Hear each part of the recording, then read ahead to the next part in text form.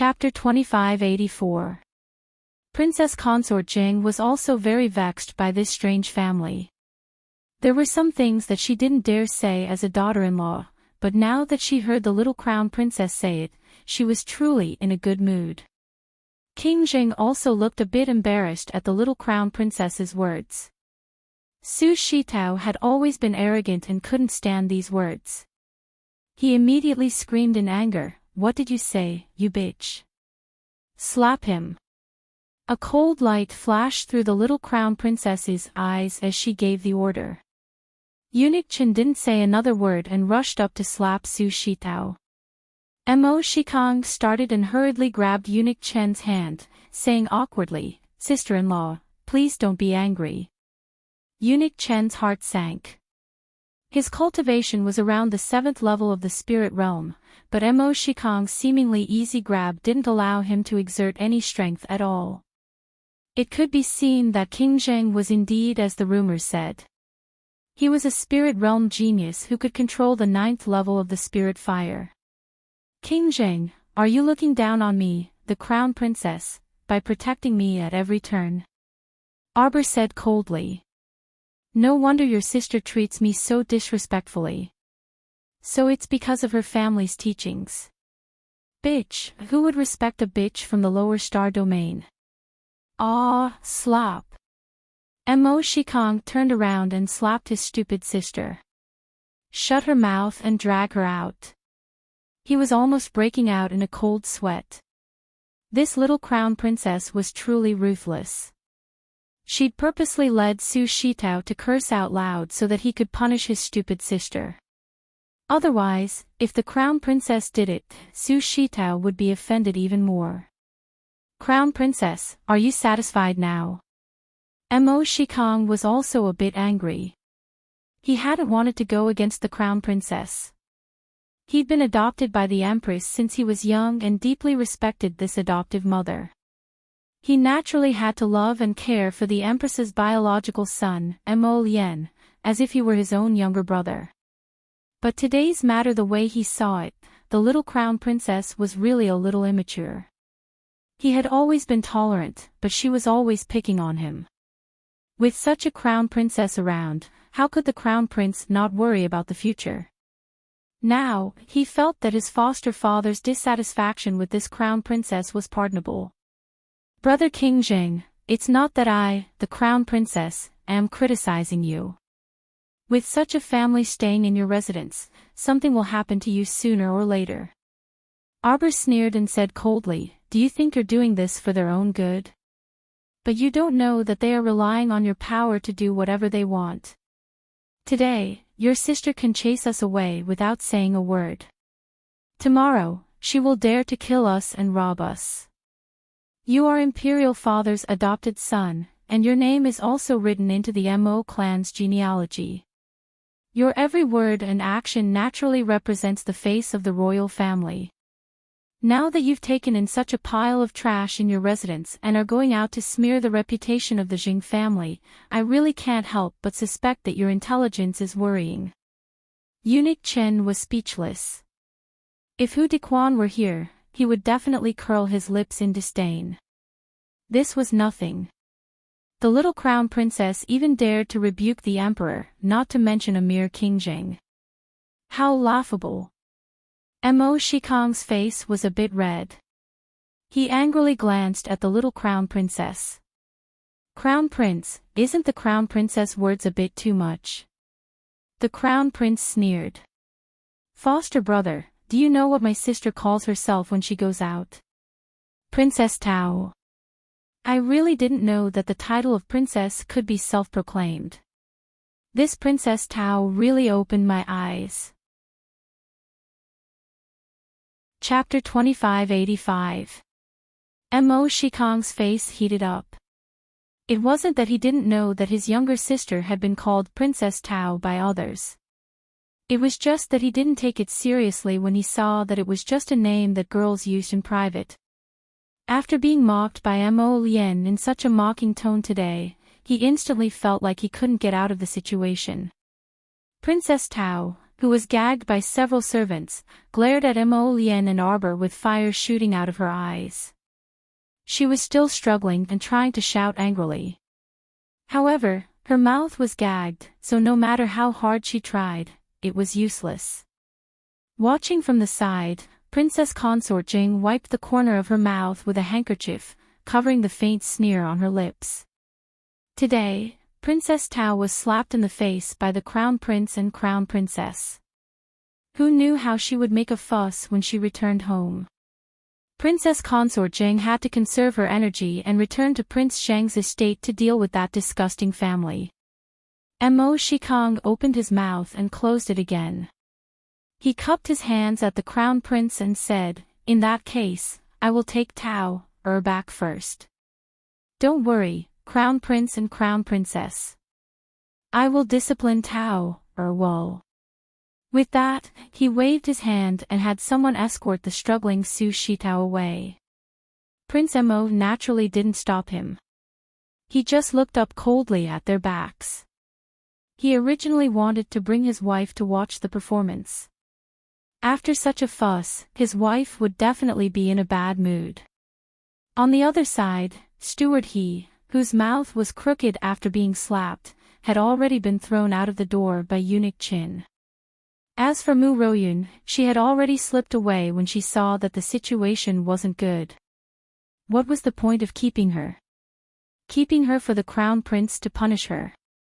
Mu Royun, who had escaped from Despondent Pavilion, finally heaved a long sigh of relief. However, she also felt that her actions were too cowardly. She stomped her feet hatefully and angrily walked towards the Mu residence. Mo Lien turned around and saw that the little fellow had already run to the window and was lying there, watching the performance with relish. Seeing that her mood was not affected at all, Mo Lien was happy. She walked to her side and hugged her, asking, "Why aren't you angry? Are you angry with them?" Arbor curled his lips in disdain. "They're just a bunch of random people. It's not worth getting angry over." Mo Lien was happy to hear that. She lowered her head and rubbed her chin on the top of the little guy's head. "That's right. It's good that Jojo thinks that way." Mr. Jojo looked up at him. "I'm very smart." "Yeah, that's for sure." Mo Lien grinned at her. "Jojo, I'm hungry. Do you have anything good to eat?" Jojo immediately took out a variety of dishes and desserts from the multi-purpose endless food box. "Eat. This Despondent Pavilion has a great reputation. It's made for a good show, but the dishes are really ordinary. It's really not as good as the dishes in her treasure box. This treasure box is really strange. It's filled with all kinds of dishes." She felt that it could almost store all the dishes in the restaurants of the entire continent. The two of them sat by the window, eating while watching the performance on the stage downstairs. This program was really well done. It wasn't just a simple song and dance performance. After the song and dance ended, someone came up to play and sing a song. There were also storytelling and juggling, which were all very popular. There was a woman who performed a butterfly dance, and a local tyrant gave her 100,000 spirit coins as a gift. The Despondent Pavilion was struck with gongs and drums. The list of gifts hanging on the left wall was immediately updated, and this local tyrant ascended to second place. The first local tyrant gave 500,000 spirit coins in one go, and so far, no one has broken through. Chapter 2586. Jojo glanced at the top of the list hanging on the wall and felt that the name was somewhat familiar. "Lien, look, that fool's surname is also Mo." Mo Lien's mouth twitched. "Mn, we know each other." Sir Jojo curiously looked again. "Who is it?" "Mo Kuan, the heir apparent of the Duke of Jianpain." Sir Jojo clearly couldn't remember who this person was. Mo Lien smiled and said, "It's that fool that you threw into the pigsty to dance with the sows." With that, Sir Jojo completely remembered. He looked at the top of the list in astonishment and nodded. So it's him. He's really rich. Does the Duke of Giantpain know that he squanders money like water? Mo Lien said in amusement, who knows? Maybe he knows. The Duke of Giantpain only has this one legitimate son, so he must dote on him a lot. Arbor pursed her lips. Fool. Her words were full of contempt. As they spoke, a group of young masters walked in from outside the Despondent Pavilion's main hall, accompanied by several beautiful women in fluttering colorful clothes. Speak of the devil. Arbor rolled her eyes and propped up her chin with one hand. Wasn't the leader of this group of young masters the same fool that she had thrown into the pigsty? The heir apparent of the Duke of Giantpain, Mo Kuan, was holding a delicate young lady in one hand and playing with two large Eastern pearls in the other. The moment he entered, he shouted loudly, "Where's Xiao Sui? Let Xiao Sui come and accompany this heir. Lord Heir Apparent, you're here."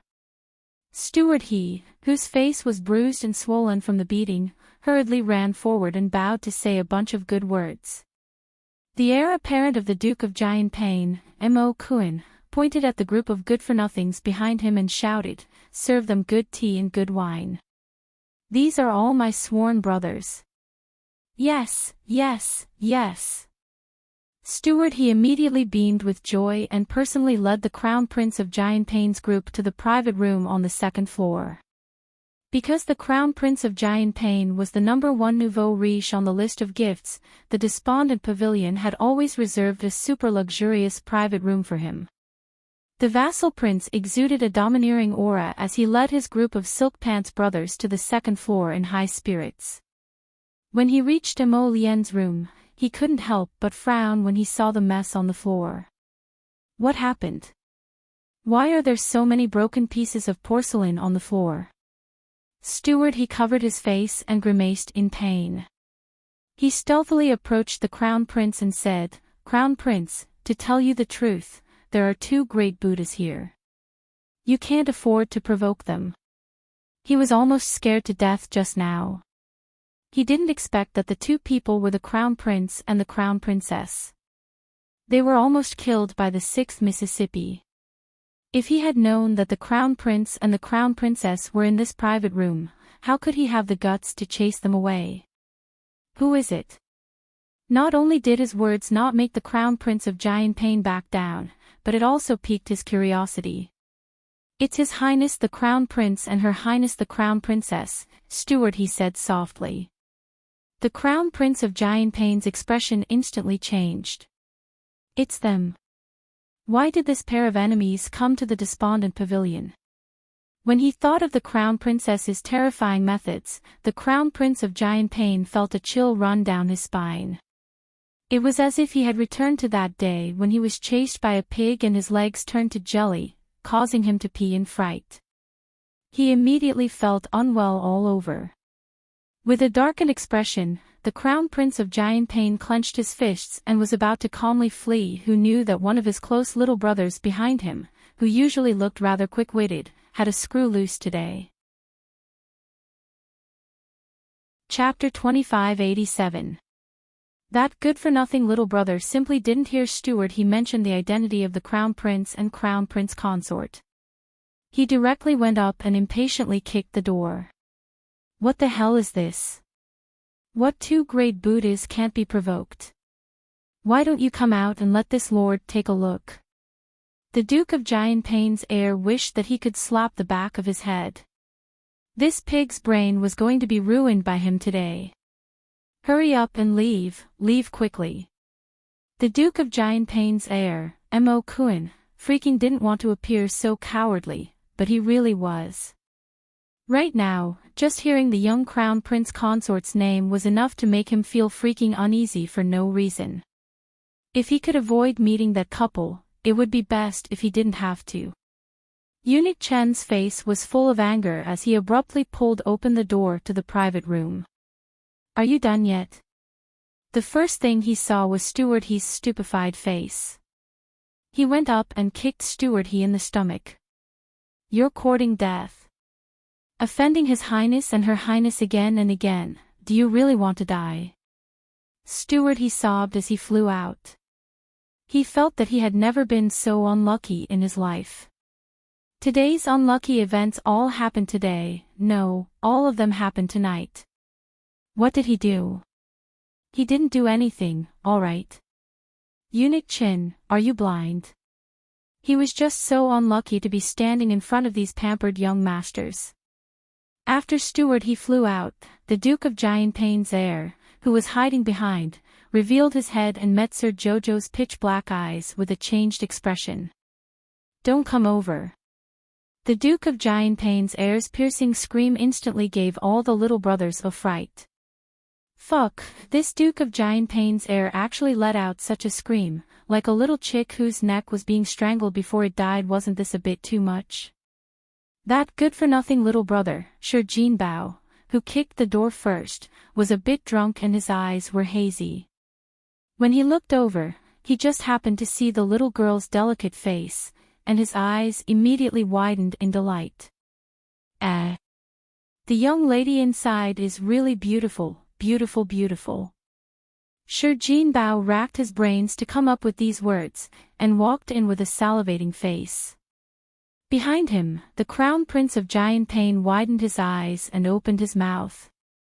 In the end, he screamed, "Come back." The others all felt that the Crown Prince of Giant Pain's state today was somewhat laughable. Why was she screaming when she was speaking? What was going on? The Crown Prince of Giant Pain was really scared to death. He didn't expect that he wouldn't be mentally prepared at all.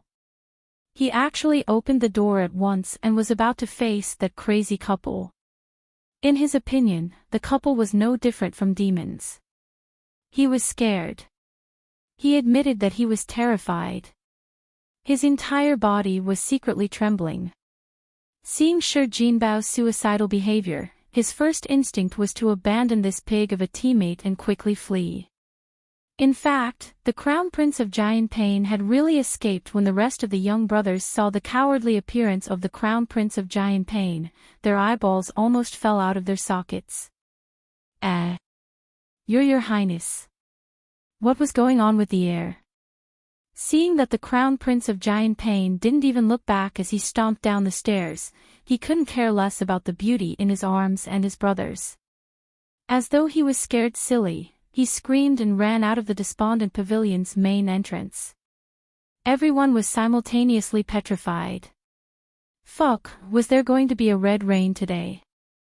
The devil incarnate, the Crown Prince of Giant Pain, was actually scared away by a little girl with a stoic face who hadn't even spoken. Chapter 2588. Everyone curiously sized up the little stoic in unison. And at this time, that disaster-seeking Sir Jinbao had already swaggered to the little stoic's front in an S-shaped gait. Before he could reach out to tease her, he saw the man on the side sweep over with a furious expression. He pulled the little stoic girl into his arms and sent Sir Jinbao flying with a punch without the slightest hesitation. Sir Jinbao flew out with a tshio sound, and his entire back landed heavily on the door. He very straightforwardly and nimbly bounced out together with the door. He landed heavily on the ground with a bang. Sir Jinbao was sprawled out on the door, sprawled out on all fours. He didn't move for a long time, so he was probably knocked unconscious by Mo Lian's punch. The other profligates roared and slammed tables and smashed stools. Each of them was like an idiot who suddenly went berserk, about to charge into the private room with scowling eyes. Fire explosion talisman. Boom! Inside the Zenith Palace. After a busy day, the Emperor had just finished tidying himself up and planned to go to bed. Your Majesty, ah.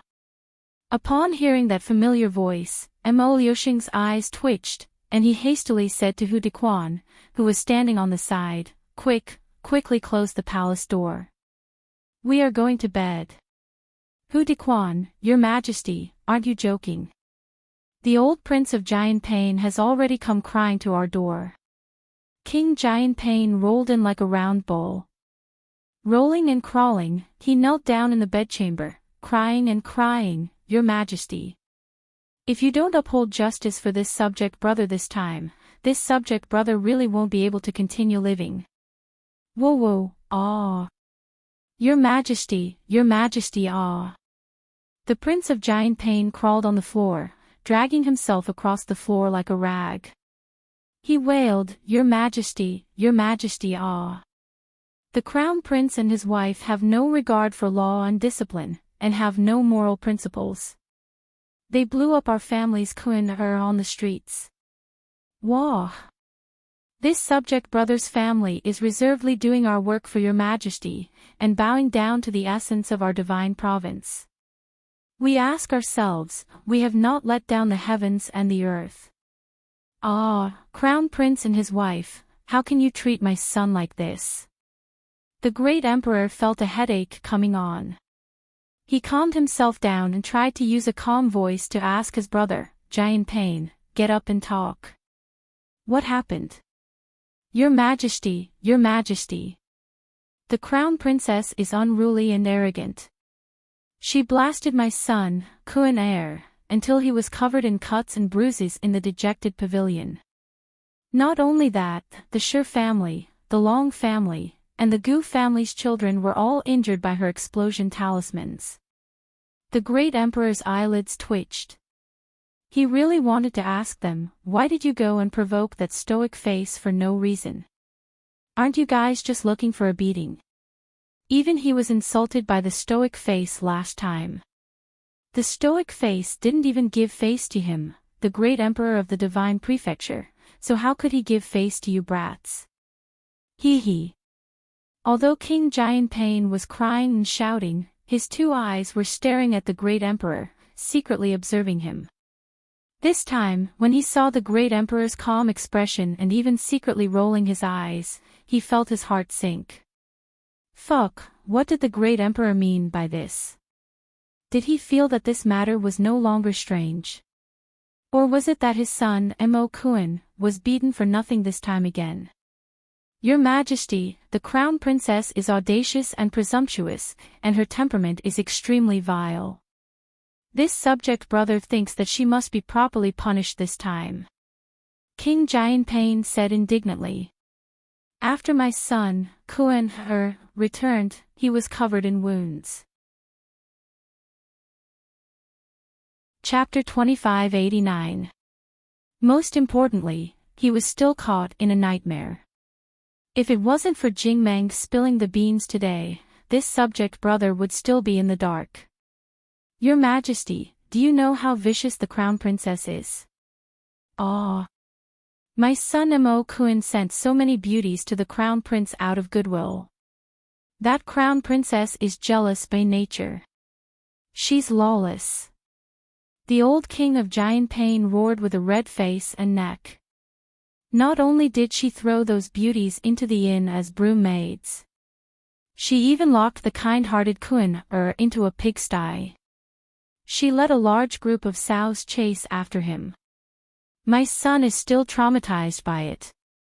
He has nightmares when he sleeps and sees sows chasing after him when he closes his eyes. After Hu Dequan burst out laughing, he suddenly realized that something was wrong. He hurriedly shut his mouth and knelt down with a red face. Fuck, the little Crown Princess is too fierce. The Emperor, the old King of Giant Pain, was still nagging about the Crown Princess. But the Emperor's thoughts had already wandered off. At this moment, he actually thought of his wuxia. His wuxia was riding on a snow wolf in high spirits, driving a group of female wolves with her whip as she chased after the battered and exhausted Giant Pain who was fleeing in front of her. Giant Pain, don't you like females? I'll give you a group. Won't you be happy? Giant Pain, the next time you dare to send those flirtatious bitches to my son, I'll let you have a taste of being fucked by a group of flirtatious bitches. The Emperor looked at his younger brother as if he was looking at a weirdo. The same formula and the same ingredients. The Emperor realized that his daughter-in-law actually had a certain degree of resemblance to his daughter-in-law. Pooh. That wasn't his daughter-in-law. He hadn't admitted it yet. Hu Dequan's mouth twitched. He hurriedly coughed lightly and said, "King of Giant Pain, His Majesty already needs to rest. Don't make a fuss and go back first. His Majesty already knows about this. He'll talk about the Crown Princess later." What? Talk about the Crown Princess? Who didn't know how to talk? It would only take a few minutes to talk. Was it enough just to talk? Would talking about it make up for the fright her son had suffered? How preposterous. The great emperor coughed lightly. Giant Pain. Actually, don't you think this scene is a little familiar? Like hell I'm familiar. King Giant Pain wanted to curse, but he didn't dare to. The great emperor thought about it and decided to forget about it. Perhaps Giant Pain didn't want to recall such an unbearable scene. He winked at Hu Dequan. Hu Dequan eagerly stepped forward and said, "King Giant Pain, the emperor will definitely have a good talk with the Crown Princess. Don't worry, the Crown Princess will definitely not dare to make a move on the Crown Prince next time. I don't want to scold her. I want to arrest her and punish her. This is simply lawless and lawless. Look at what you've done to the children of the Shi, Long, Gu, and other families. This is too much." Yes, yes, yes.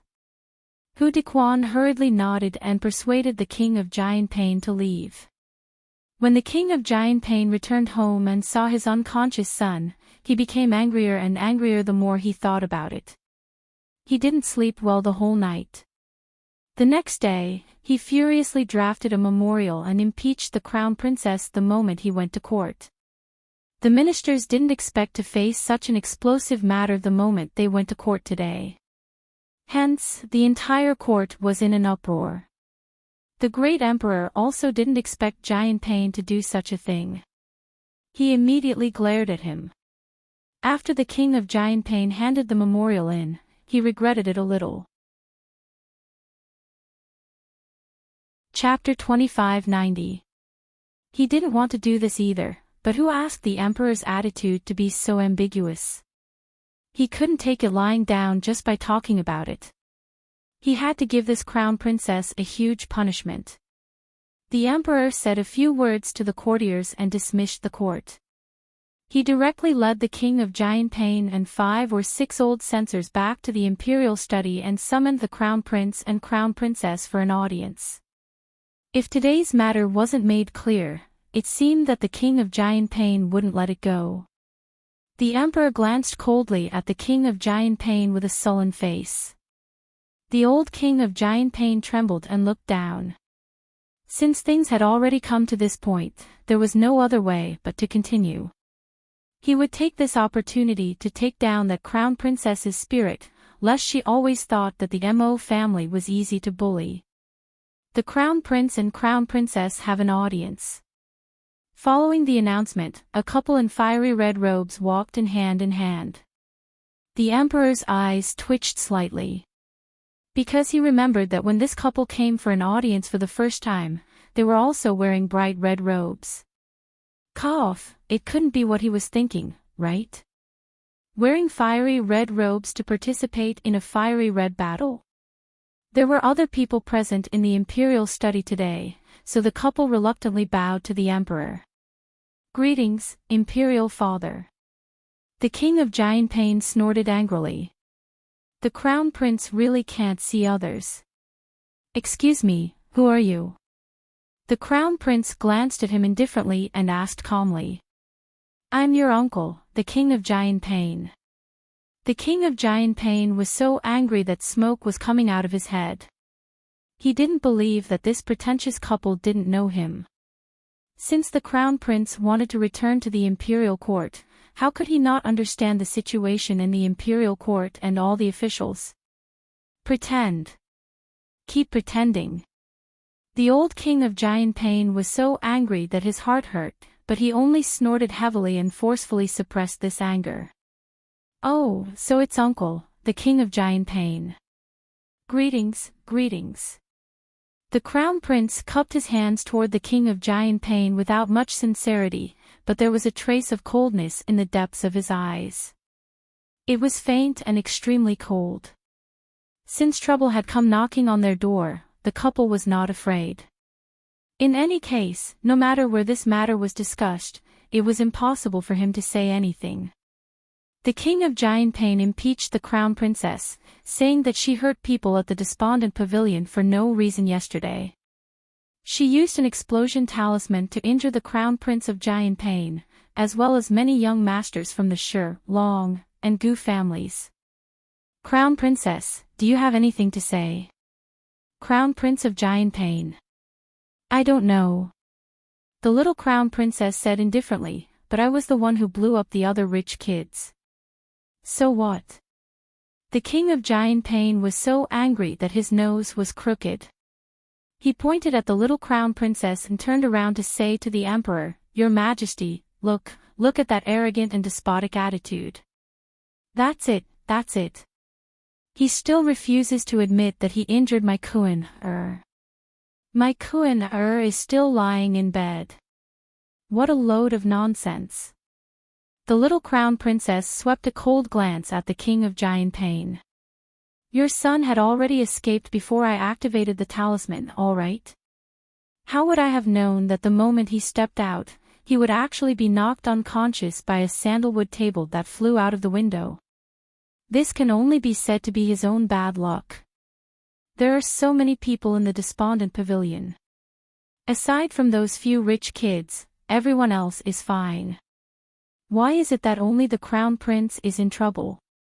He's unlucky, yet he refuses to admit it. Simply baffling. The old king of giant pain almost fainted in one breath. He pointed at the crown princess and trembled with all his might. You.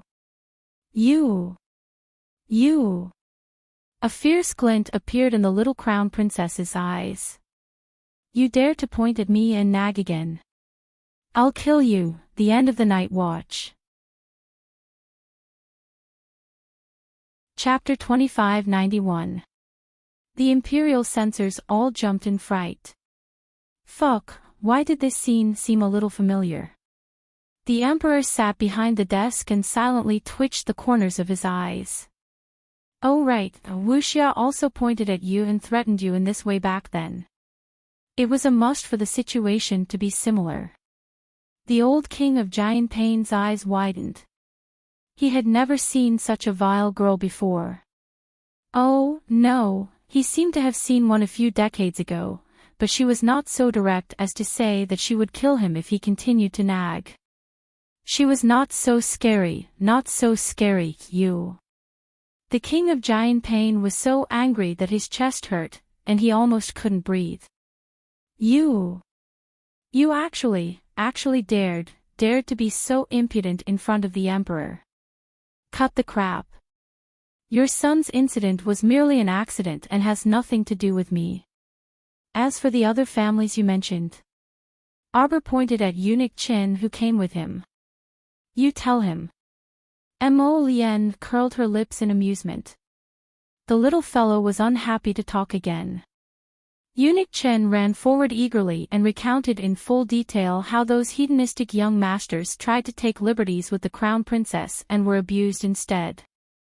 Then, he picked up the decree written by the crown prince and said, Your Majesty. The crown prince said that after this incident, Her Highness the crown princess suffered quite a shock and requires the Sher family, Long family, Gu family and the other families to compensate. The compensation amount and items are all written on this piece of paper. He hopes that Your Majesty will stamp it and have Eunuch Hub announce the decree. The emperor's eyes twitched. Not only did this brat cheat his father, but he also cheated everyone he caught. The emperor waved his hand expressionlessly and had Eunuch Hub stamp it. Then, he held the decree and scooted to the side to stand. King of Giant Pain said angrily, even if there was a reason, the crown princess could have just explained it to them. Why did she have to use an explosion talisman and blow up the entire room of the despondent pavilion? Eunuch Chen said in all seriousness. The Crown Princess said that the despondent pavilion's management was messy and they didn't know how to manage it. They carelessly let the male guests offend Her Highness. She will hold the despondent pavilion accountable after this incident. Everyone was speechless. The censors looked at each other and took a step back. They all closed their mouths in tacit agreement and continued to act like quails. Are you kidding me? They could tell that this Crown Prince Consort wasn't someone to be trifled with. You want to step on her head and behave atrociously. It's good enough that you didn't get killed. King Jianpei's face darkened as he tried his best to refute. All right, let's just say this is a misunderstanding. What about before? What about that time in the pigsty?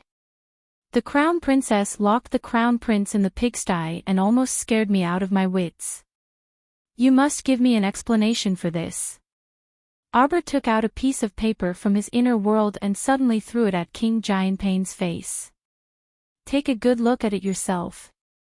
When King Jianpei saw this confession, he was completely dumbfounded. He really didn't expect that this stupid son of his would actually write something like a confession. Just as he was about to gobble up this confession form, Xiaomu had already snatched the confession form from his hand with a flash. She slapped it in front of the emperor and instantly turned hostile, shouting, "Royal father! I want to hold the Crown Prince of Jianpei accountable. I want him to give me and His Highness the Crown Prince an explanation." The emperor's eyelids kept twitching. When he saw this confession clearly, his expression was not much different from King Jianpei's. Imperial father, did you see it? The Crown Prince of Jianpei has already confessed. Chapter 2592. He sent people to assassinate the Crown Prince in Shuntian Prefecture and committed the crime of disrespect to the Crown Prince and the Crown Princess. All of these crimes are punishable by death. The little Crown Princess said angrily, I request that the heir of the Duke of Jianpei be executed immediately as a warning to others. Imperial father. This son also requests that the heir of the Duke of Jianpei be executed immediately. Mo Lian also said. The evidence of the heir of the Duke of Jianpei's crimes is conclusive. He cannot deny it. The Duke of Jianpei! The Emperor, the two of them spoke in unison. Why did they look so infuriating? Duke of Jianpei, what do you say? The Emperor massaged the space between his brows with a headache. This matter had inexplicably taken a turn in the middle and evolved into the current situation. Clearly, it was the Duke of Jianpei who impeached the Crown Princess in the beginning. In the end, it became the Crown Princess testifying against the heir of the Duke of Jianpei. This confession was really written very clearly. The heir of the Duke of Jianpei also admitted to the crime of assassinating the Crown Prince. The Emperor directly threw the confession at the Duke of Jianpei's face. Jianpei, Mo Kuan's actions have truly disappointed us. What else do you have to say? The Duke of Jianpei had a stupefied expression. Reflexively, he turned around and hurriedly knelt on the ground with a plop, wailing in a tearful voice, Your Majesty, Your Majesty. I, Kuan He, would never do such a disgraceful thing. This must be it, this must be it. He was forced. He was forced to write such a confession. This must be it. The Duke of Jianpei said hoarsely, Imperial brother, you must uphold justice for Kuan He. Imperial brother, this subject brother dares to guarantee with my head that Kuan He, this child, would not do such a thing. He also does not have the guts to do such a thing. Mo Lian sneered. Imperial uncle, you must be joking when you say this. The confession is already here. If Imperial uncle wants witnesses, this Crown Prince did leave 1 or 2 witnesses for the assassination back then. Why don't we call them all over and let Imperial uncle interrogate them? The old King Jianpei's chubby face was instantly filled with anger. He twitched his mouth and wanted to refute, but the great emperor glared at him with a sharp gaze. Jian Pain, Mo Kuan's confession is a fact. There's no need for you to quibble. No. How could the old king Jian Pain dare to admit to this crime? Assassinating the current crown prince, was that a joke? That was a crime punishable by death. If he admitted to this crime, Mo Kuan would be done for. Your Majesty, please listen to me. The old king of Jian Pain hurriedly argued, this must be a joke. Yes, this confession must be written by Kuan for fun. This is definitely not true. Crown Princess. The old king of Jian Pain hurriedly turned around and looked for Arbor with sweat all over his forehead. Is that right? That brat Mo Kuan must have written this nonsense, right? Xiao Mu coldly glanced at him. How do I know whether or not he's writing nonsense? Didn't you want to impeach me? Didn't you want to complain to the great emperor? You are the king of Jian Pain, don't you have this bit of judgment? All the imperial censors were instantly speechless. The crown princess' tone was really ruthless. This was just like two little brats who had just finished fighting and one of them went to complain to the other's parent. In the end, the one who complained was beaten up by the parent instead, and the defendant was proudly showing off in front of him. The king of Jian Pain's forehead was covered in cold sweat. He hurriedly took down the letter of impeachment he handed to the great emperor and tore it into pieces, stuffing it all into his mouth. I won't sue. I won't sue. Chapter 2593. The Prince of Jian Pain forcefully swallowed the impeachment letter. As he swallowed, he mumbled, Your Majesty, just treat this subject brother as a fart and let him go just like that. Just treat this impeachment letter as if you've never seen it before. All right? The emperor, all the imperial censors were even more flabbergasted. Did the Prince of Jian Pain's godly maneuver have to be so heaven-defying? Mo Lian secretly twitched her mouth. He still maintained his aloof expression, neither speaking nor expressing any opinion, but he was secretly laughing maniacally in his heart. No way, this was seriously too funny. He was laughing so hard that he was about to suffer internal injuries. This uncle of his looked like a clown no matter how he looked at it. Arbor's little face was cold as he glanced indifferently at the Prince of Jian Pain. Humph. The Prince of Jian Pain hurried forward and smiled obsequiously at Arbor as he said, Crown Princess, look at this confession letter. Why don't I eat it as well? Hu Dequan lowered his head and hurriedly swallowed his laughter. But from the looks of it, those few old imperial censors beside him were freaking having a harder time holding it in than him. No way, no way. Was this Prince of Jian Pain really born from the same father as the emperor? Enough. The emperor's eyes twitched, and he said coldly with a handsome face, let's not talk nonsense anymore. This should just be a misunderstanding. Jian Pain, you have to go back and discipline Mo Kuan properly. If he dares to mess around again, I won't let him off so easily. Arbor raised his chin and said with a little pride, It's not impossible for me to treat this as if it never happened. But you have to compensate. Mo Lian, the emperor, all the imperial censors, I want to pursue the compensation responsibility of the Prince of Jian Pain's heir. Arbor widened his big black eyes as he looked at the emperor and said, Royal Father. This is the compensation list that your daughter-in-law drafted. You can stamp it for Royal Uncle. Everyone, Jian Pain Wang was about to cry. How did he end up with such a shameless couple? His Kuan had suffered such a great shock that he was still lying on the bed and had not yet woken up. He did not expect that the little crown princess would not let him go. All right, compensation is fine. If I can spend some compensation to settle this matter privately, it can be considered a blessing in disguise. One had to know that the matter of admitting guilt could be big or small. If Mo Kuan were to really pursue the matter, it would be questionable whether he would be able to keep his life. Prince Giantpain took the list of compensation from Eunuch Hu with both hands. He didn't understand what the sympathy in Eunuch Hu's eyes meant. However, when the list of compensation slid to the ground like a long scroll, everyone was stunned. The censors looked at the little crown princess as if they were looking at a little monster. Prince Giantpain held the scroll with even more heartache. He looked at the lines one by one. Every time he looked at a line, his brows would twitch heavily and his old face would twitch. The Crown Princess list of compensation, from food and drinks to daily necessities to real estate and fields, were all ordinary items. In addition, the list also included many rare treasures and some refining materials that he had never heard of before. Prince Giantpain looked at the Crown Princess in shock. His face was almost contorted. The Emperor expressed sympathy for this little brother of his, and then there was nothing else.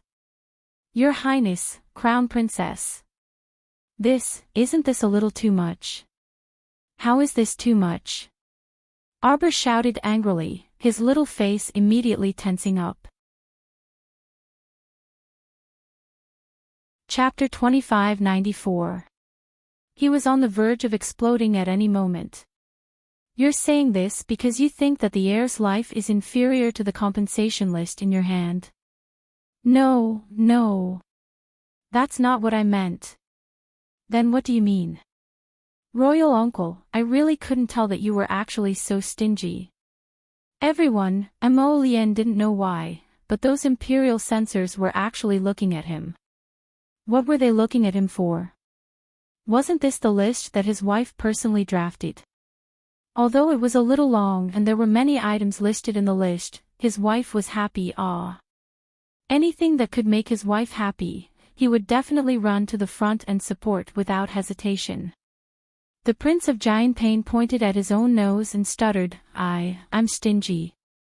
Crown Princess, you actually said that I'm stingy. Why aren't you stingy anymore? Let's just talk about Prince Kong. We're both uncles, but Prince Kong didn't even need us to say anything. The first time we met, he gave a generous gift. Have you heard of Half Moon Cliff's splendid villa? And the 5 prosperous shops on Changle Street, do you know? What do you mean by this? Arbor slapped the list in his hand and glanced at Mo Lien at the side. Mo Lien couldn't help but laugh, knowing that this little fellow was unhappy to talk again. With the idea of following his wife in everything, the Crown Prince hurriedly continued, Royal Uncle, don't get it wrong. This is the compensation list.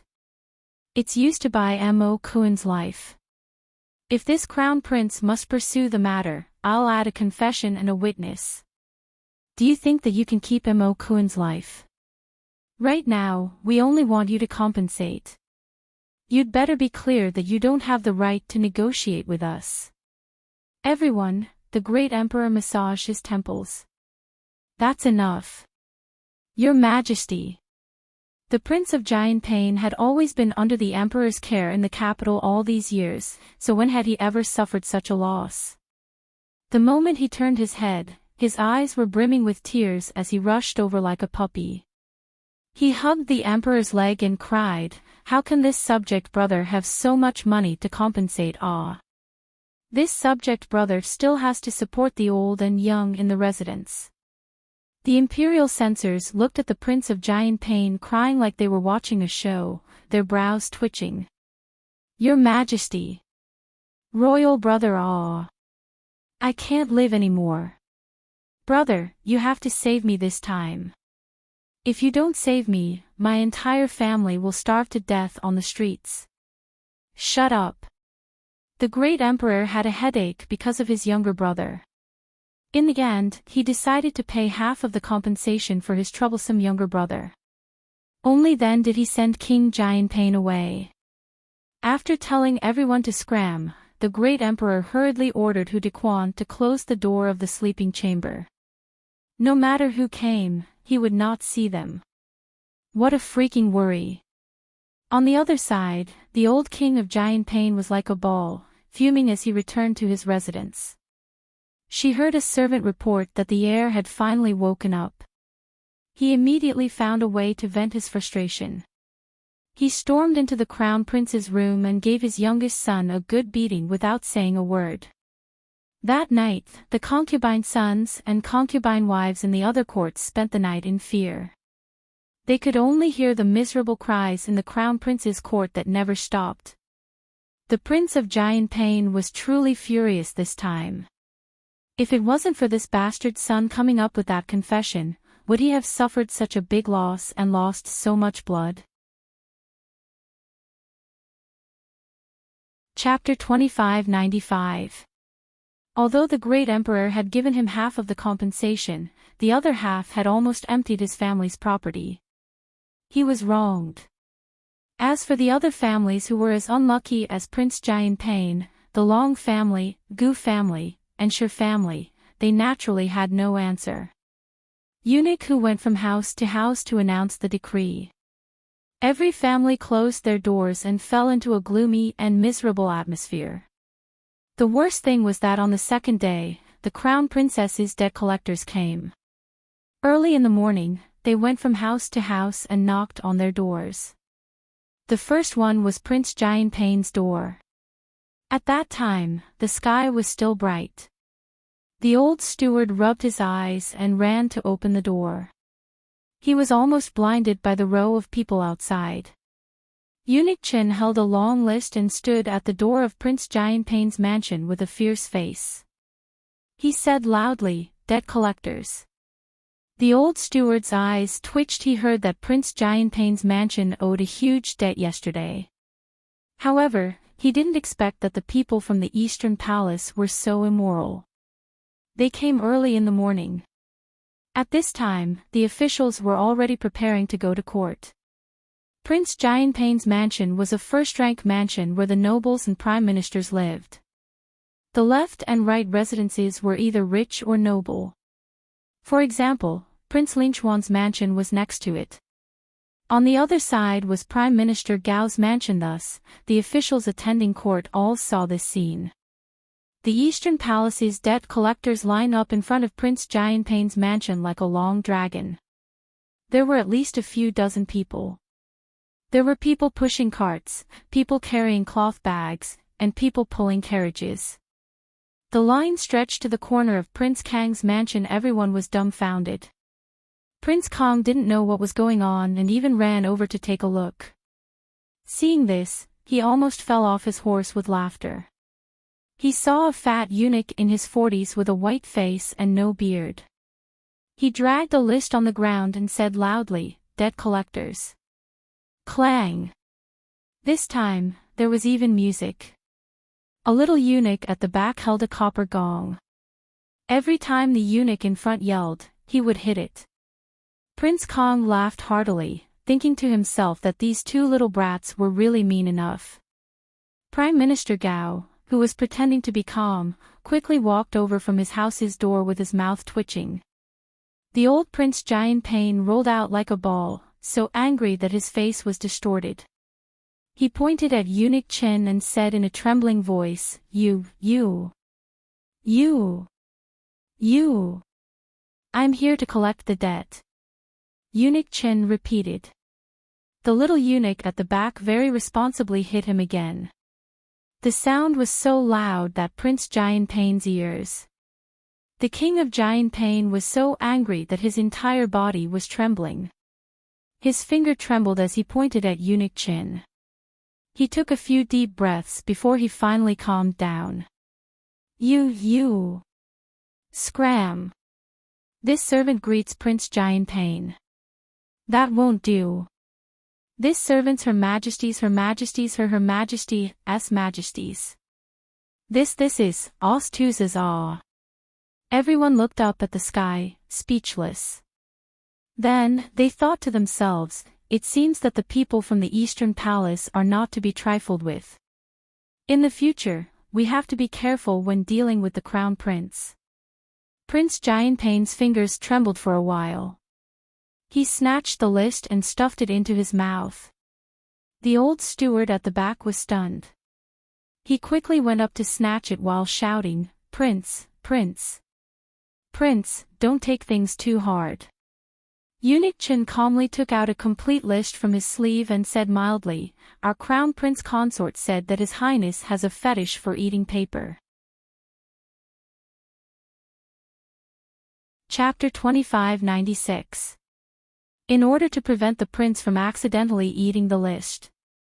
Our family's crown princess gave this servant more than a dozen identical lists, so the prince can eat as much as he wants. When you're full, there's no need for breakfast. Presumably, in the next few years, your residence's expenses, TSK, should be a bit of a problem. Good, eating paper doesn't consume spirit coins. Pfft, Prince Kong was about to go crazy with laughter as he watched from the side. When the Prince of Giant Pain saw this, he hurriedly scrambled forward and hugged one of the stallion's hooves, wailing, Big brother, you have to save me, Big brother. Big brother, younger brother can't live anymore. Prince Kong, your sister, I saw a troublesome matter while watching the show. Big brother, the Eastern Palace is too much, Big brother. Big brother, you must save younger brother from this disaster. One of Prince Kang's stallion's legs was hugged by this guy, unable to move. He couldn't help but say helplessly, Giant Pain, get up first. No way, younger brother can't live anymore. Big brother, second brother also helped me with half of it, why don't you help me a little too? Prince Kong, who the hell did he offend? He was being forced to help early in the morning. I've been tight on cash recently. Prince Kong hurriedly said, since Her Majesty has already helped you, then you can slowly pay out the other half. How about this, I'll discuss with the Crown Princess and let you pay these compensations in installments. Give you some buffer time. The Prince of Giant Pain painfully wiped his tears. Big brother, that Crown Princess is a devil who eats people without spitting out the bones. Don't discuss with her, she won't listen to you. Since that's the case, why don't you just give the Crown Princess a deadline of 3 days? Tighten your belt, gather these things in 3 days, and quickly throw them to the Eastern Palace to send her away, wouldn't that be enough? Otherwise, do you still have to listen to the Eastern Palace's people shouting, by imperial decree every day? The Prince of Giant Pain sobbed. At the side, Prime Minister Gao simply couldn't bear to watch. The corner of his mouth twitched as he glanced at the two-faced Prince Kong. With the Prince of Giant Pain's IQ, he shouldn't compare with Prince Kang's nagging. It only took 3 minutes for Prince Kong to get the support that the King of Giant Pain wanted. Prince Kong even gave Prince Giant Pain advice. Wasn't this a joke? Your Highness, it's almost time. Let's hurry to Lushing sect. Ah, right. Prince Kong patted his younger brother's head and said sympathetically, Giant Pain, don't worry. Even if he couldn't live on, there was still the arch. Even if that's not enough, I can still go to Linchuan Prince's mansion next door. Official Gao suppressed his laughter and comforted him with a serious expression, Your Highness, don't worry. The great emperor will definitely not let you live. The Prince of Giant Pain wept to the heavens, wiped his tears, and got out of the carriage. After the court session, the eunuch beside the great emperor asked, Is there anything else you would like to say? The King of Giant Pain, in front of all the nobles with ranks, threw himself onto the floor and cried out, Your Majesty. Early in the morning, the Crown Princess of the Eastern Palace arrived at the entrance of my residence with a cart. She kept saying that she was here to collect the debt. Does this subject brother still want to live? The nobles instantly didn't know whether to laugh or cry. How many years had it been since they saw the King of Giant Pain wailing in front of the court? An old imperial censor walked out from the left row and said with a face full of righteousness, reporting to the great emperor, collecting the debt is a matter of course. This old subject thinks that the Eastern Palace's way of doing things is not wrong. Chapter 2597. Everyone looked at Imperial Censor Wang, dumbfounded. This was an old fogey who was notoriously difficult to deal with. He usually disliked people who challenged the laws of the country. Logically speaking, the Eastern Palace's actions were really too much. Who the hell would send people to someone else's door before morning court and beat drums and gongs to collect debts? The corners of the Emperor's eyes twitched silently, but no subtle changes could be seen on his expressionless face. However, Eunuch who was standing at the side, was too familiar with the Emperor. Even the slightest change could be seen by him. Eunuch who knew that the Emperor's heart must be crumbling at this moment. 4 or 5 old imperial censors walked out one after another and cupped their hands at the Emperor righteously. This subject agrees. Seconded. It's absolutely reasonable and legal for the Eastern Palace to collect debts. Seconded. There's nothing wrong with saying that it's an imperial decree to collect debts. The king of Giant Pain is making a mountain out of a molehill. This is a bit wrong. The corners of Prime Minister Gao's mouth twitched wildly, and he looked at the old imperial censors as if they were monsters. These imperial censors were usually very self-righteous and had high standards. Normally, they wouldn't wallow in the mire with others at all. But this time, why were they so firmly on the Eastern Palace's side? It was really strange. Logically speaking, the Crown Prince had just returned, and the Emperor had let him temporarily familiarize himself with the affairs of the Eastern Palace. The Crown Prince usually stayed in the Eastern Palace and didn't come out. When did he have such a good relationship with these old imperial censors? The King of Giant Pain looked angrily at the old men and cursed in his heart. In his opinion, these old men must have been scared out of their wits by the scene of the young couple in the imperial study yesterday. That was why they were so determined to stand on the Eastern Palace's side today. A bunch of old sons of bitches. They were simply deranged and completely unreasonable. The King of Giant Pain was so angry that he wanted to howl at the Emperor again, but the Emperor waved his hand at him. All right, go back early today and prepare the compensation. Hand it over to the Eastern Palace as soon as possible, so that the Crown Princess doesn't send people to ask for it early every morning. Was this his real brother? Absolutely not.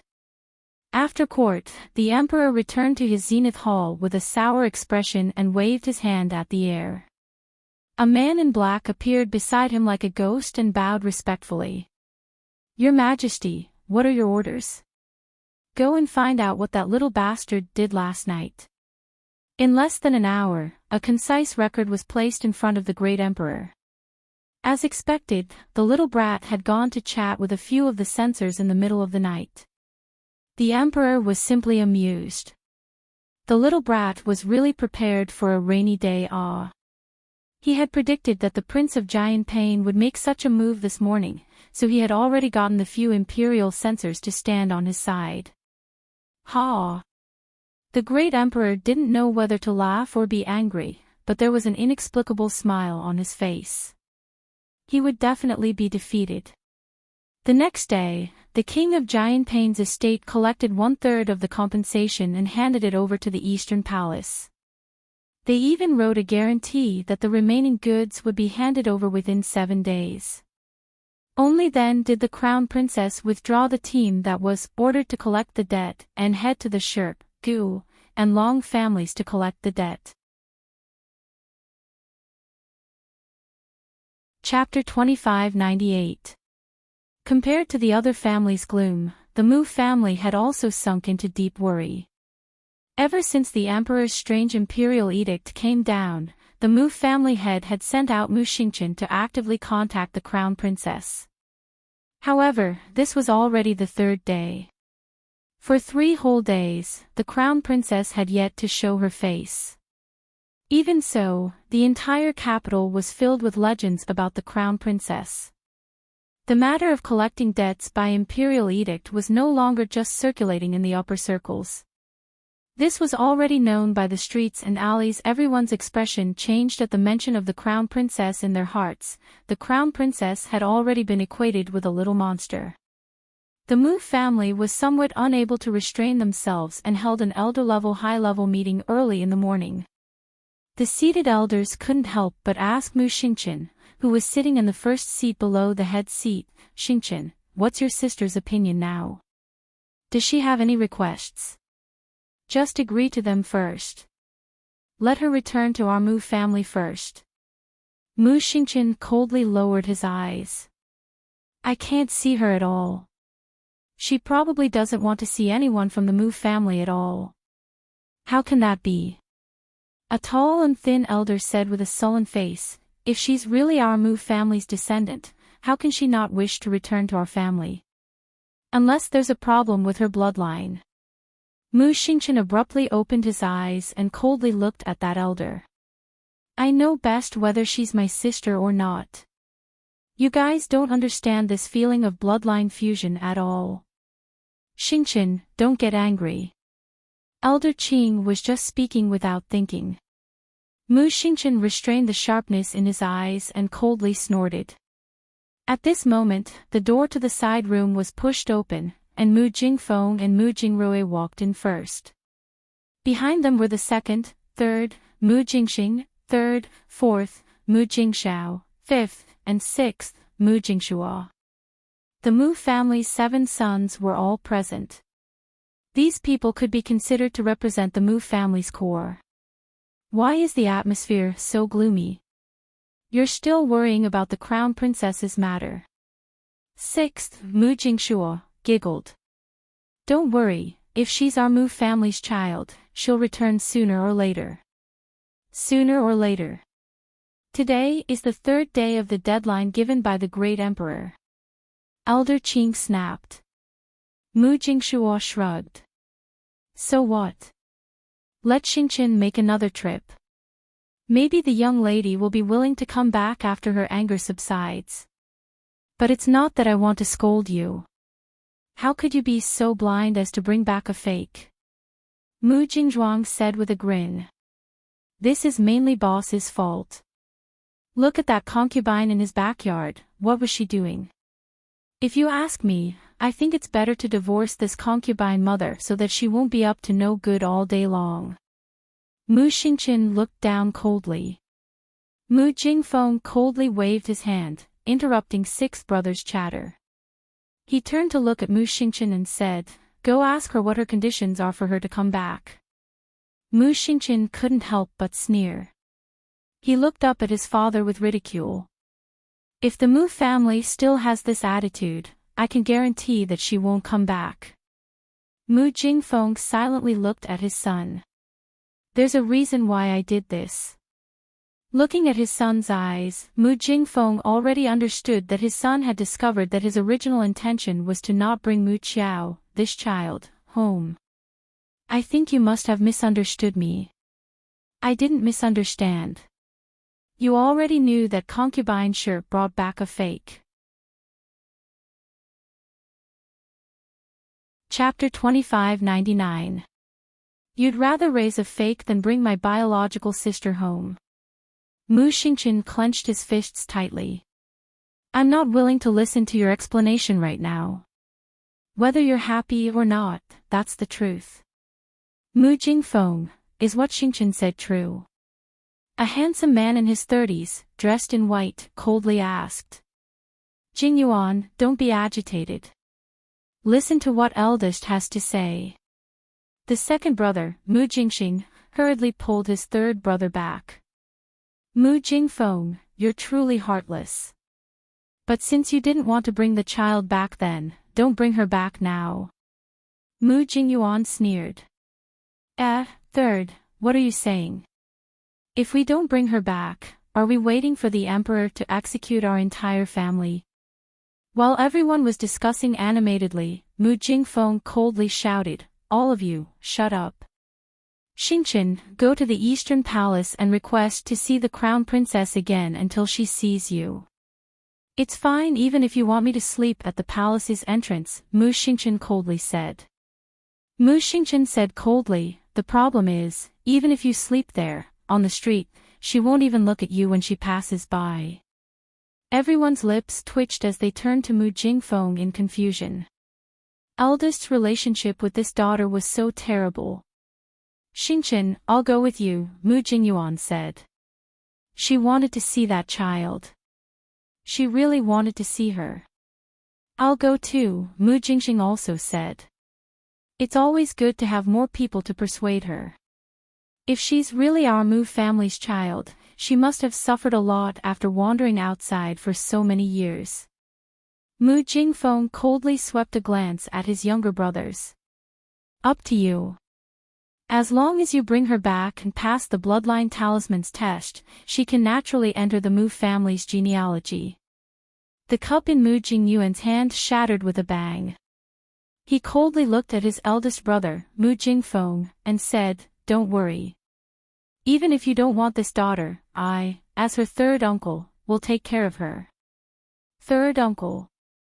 Mu Xingchen stood up as well, too lazy to say another word to Mu Jingfeng.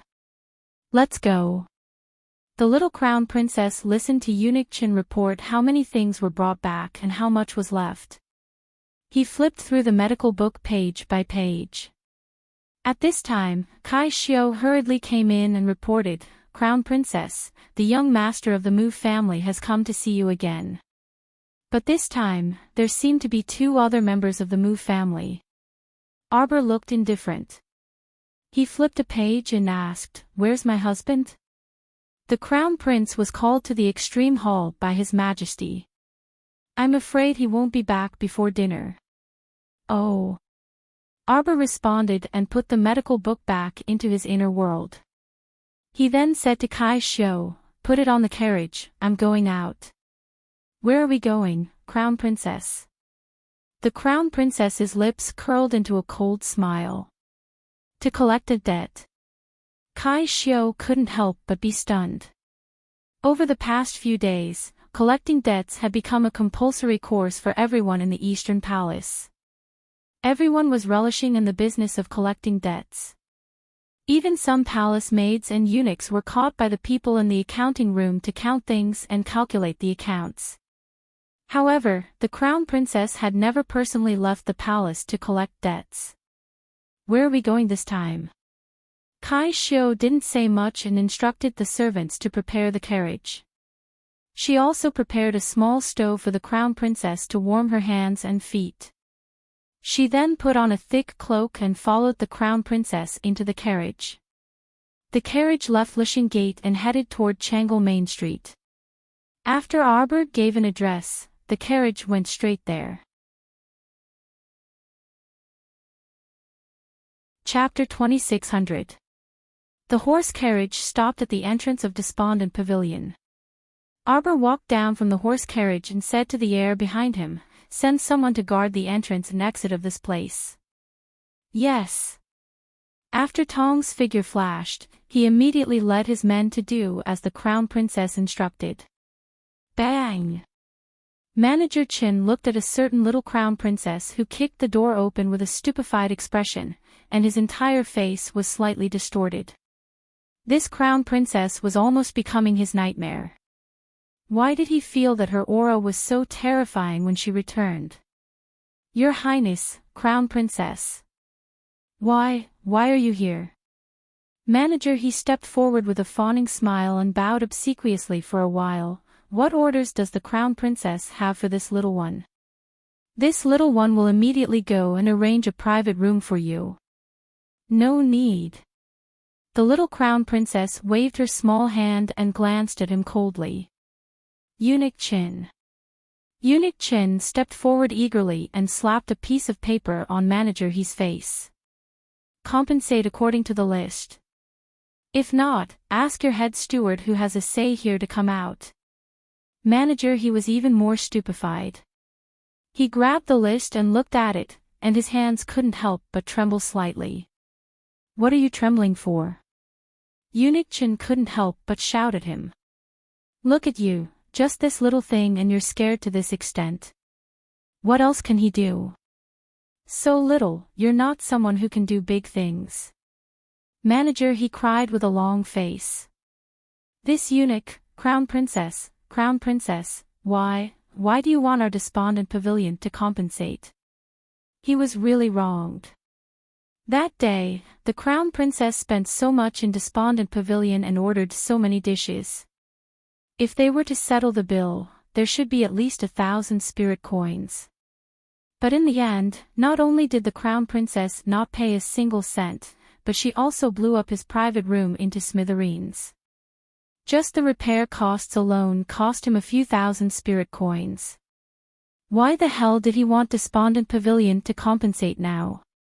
Was there any justice in this day and age? You're not convinced? Tell those who can make decisions to come out and speak. This was the first thing Mu Xingchen, Mu Jingxing, and Mu Jingyuan saw when they walked in. The little Crown Princess was sitting on an armchair, looking coldly at the steward in front of her. It was such a cold day, but the manager was sweating profusely. It was obvious that he was terrified. It was obvious how frightened he was by the little Crown Princess. Mu Xingchen hurried forward and called out, "Jojo." He had not seen the little Crown Princess come out of the Eastern Palace for several days. Now that he finally saw her, he felt the need to communicate more with her. Mu Jingyuan and Mu Jingxing, on the other hand, stood at the door and sized up the little girl. A hint of excitement flashed in Mu Jingyuan's eyes as he hurriedly stepped forward and said, You're Jojo, sister-in-law's daughter. Where's sister-in-law? Where's your mother? Arbor faintly glanced at the man and saw that he looked to be in his 30s. He inherited the Mu family's unique handsomeness and was dressed in white, elegant and otherworldly. Who are you? Arbor frowned. Ever since she came into contact with the Mu family, no one mentioned her mother, Long Chuyun. Except for this man in white, who asked about her mother as soon as they met. The concern in his words did not seem to be fake. But so what? Arbor sneered in her heart. My mother has long turned into a pile of dirt and is no longer in this world. It's completely meaningless for him to express his condolences now. 10 chapters have ended. The author is going to be busy this week. I'll persist for another day tomorrow. Chapter 2601. Your Mu family came at the right time. Arbor said coldly, directly taking the list from Eunuch Chen's hands and flinging it in front of Mu Xingchen and the others. The Mu family has a large business, so you should be able to gather the things immediately. In the evening, I'll send someone to collect them. Don't leave out a single thing on the list. Otherwise, I'll teach you a lesson. After saying that, he jumped down from the armchair and walked towards the door with small steps. Mu Jingxing and Mu Jingyuan finally witnessed the little girl's indifference for the first time. Recalling Mu Xingchen's previous words, they couldn't help but laugh bitterly. Sure enough, this was the Mu family. Even if they were lying on the streets, she wouldn't give them a second glance. Jojo, can we have a good talk? Mu Xingchen glanced bitterly at the little girl and reached out to block her path. Arbor stopped in his tracks, his expression calm as he looked at Mu Xingchen as if he was looking at an ordinary stranger. The Emperor's decree, that's what I meant. Arbor openly admitted it, a faint trace of coldness flitting through the depths of his eyes. I want your Mu family to be in a terrible fix, and I want you to be unable to live a good life. Mu Jingxing glanced speechlessly at the little girl.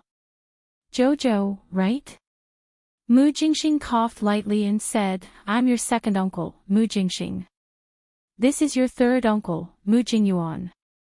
Arbor glanced indifferently at the two. He had no intention of greeting them, nor did he express much welcome. Mu Jingyuan stepped forward and said, Jojo.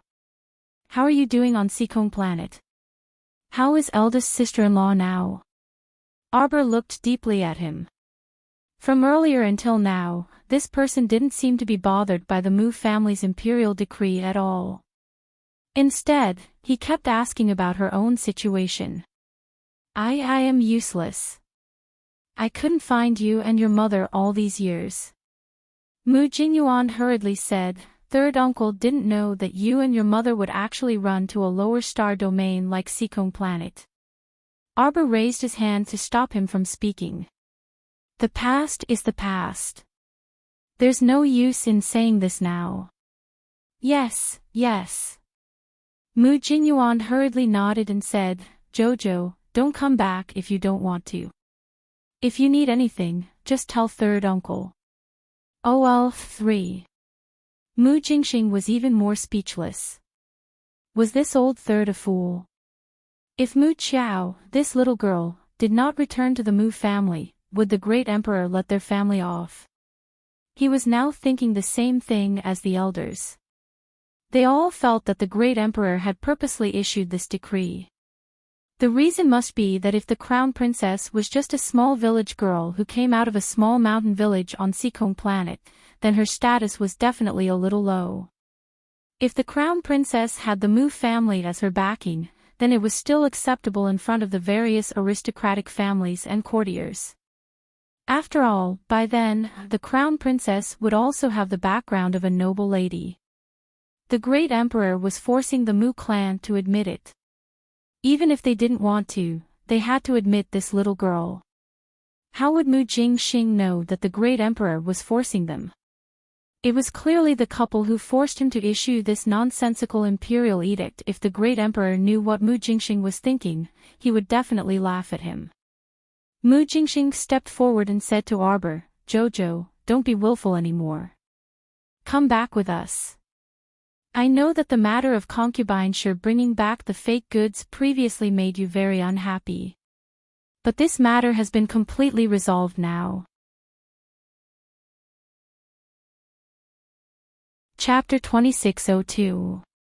Our Mu family has already officially announced this to the world, Mu Jingxing said with a smile. You don't have to worry about that fake ruining your reputation. You can rest assured about this.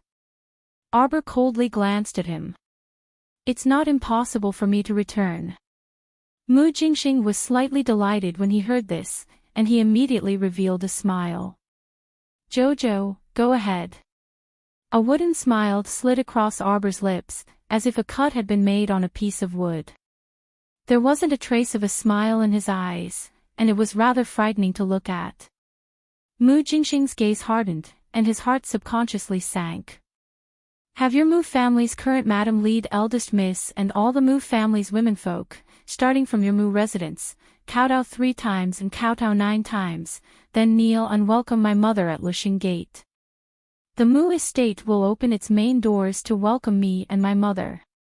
Also, open the ancestral hall for me. You don't need to know why, just do as I say. This is my request. If you can do it, I'll return. If you can't, your entire family can just wait for death. Don't think that the great emperor is joking. Your heads are all hanging there. If you can't do it, I'll watch you, one by one, die. Arbor coldly said these words. That voice was like being fished up from the depths of the Yellow Springs, so cold that it sent chills down one's spine. It was so serene that it made one shiver uncontrollably. Mu Jingxing couldn't help but rage in his eyes. You don't talk nonsense with me. I also don't want to listen to your nonsense. Arbor coldly waved his hand and turned to walk out the door. These are my conditions. Do you want pride or your life? Choose for yourself. Mu Jingxing's anger burst forth.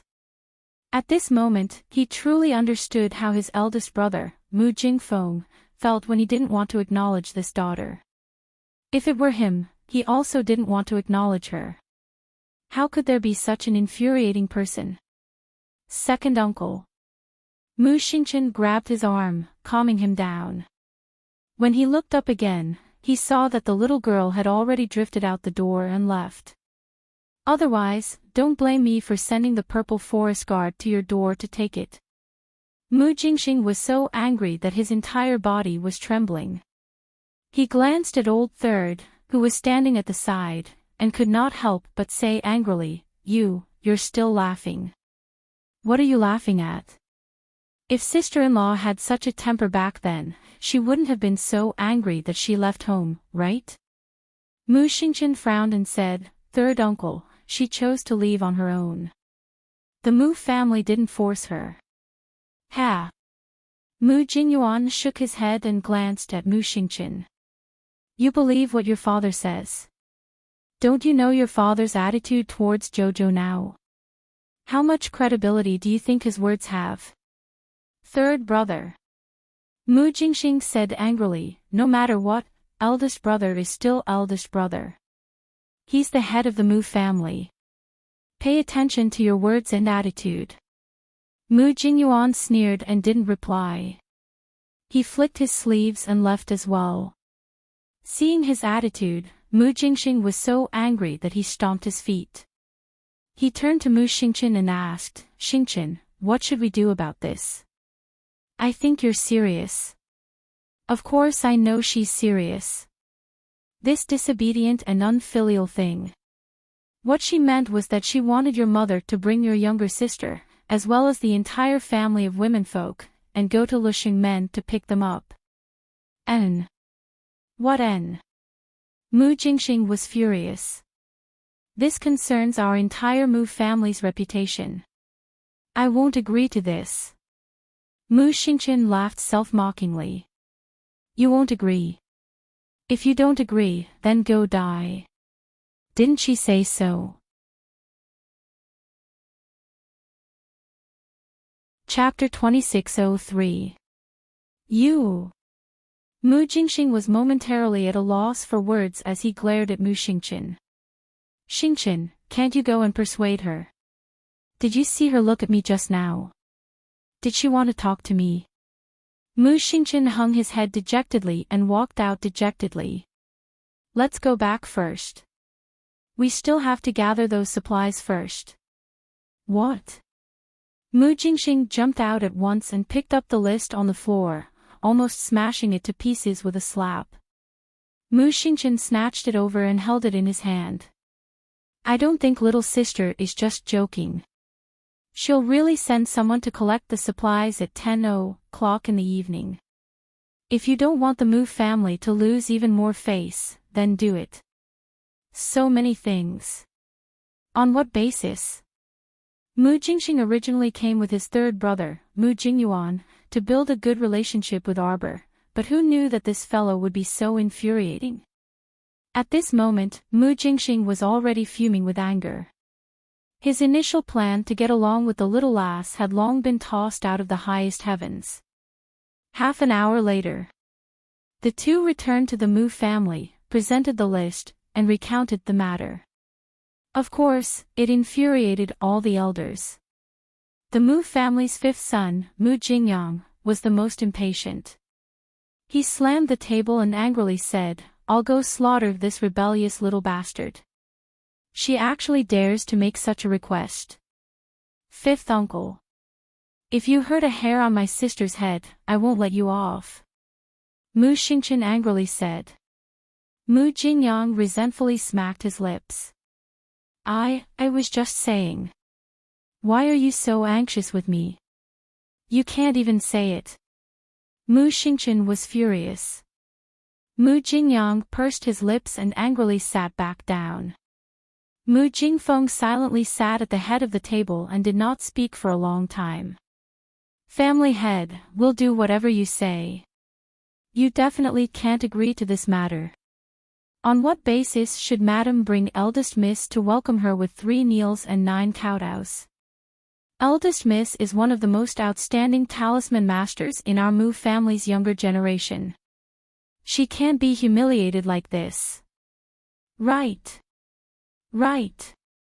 Everyone discussed animatedly, and for a moment, they were all filled with righteous indignation. Mu Xingqian sneered, "Sure, but the result is death." With Mu Xingqian's words, everyone quieted down. He also thought of the great emperor's imperial edict. It was written clearly on the imperial edict that if they did not bring this little ancestor back within 5 days and prove her identity to the world, their entire family would be executed. Everyone took a deep breath and sighed heavily. They all turned their eyes to Patriarch Mu. The Mu family head was silent for a while before he said, "First, prepare all the materials on the list. Everyone felt their teeth ache when they heard this. Elder Qing couldn't help but say angrily, "Patriarch, if we take out all the materials on this list, 1/5 of the entire Mu family's property will be taken out. Just these resources are already 1/5 of the total." Mu Jingyuan couldn't help but mock. Then the entire Mu family, the accumulation of thousands of years of aristocratic families, is too cheap. Elder Qing's face reddened, and he was at a loss for words. This slap to the face was really quite a slap.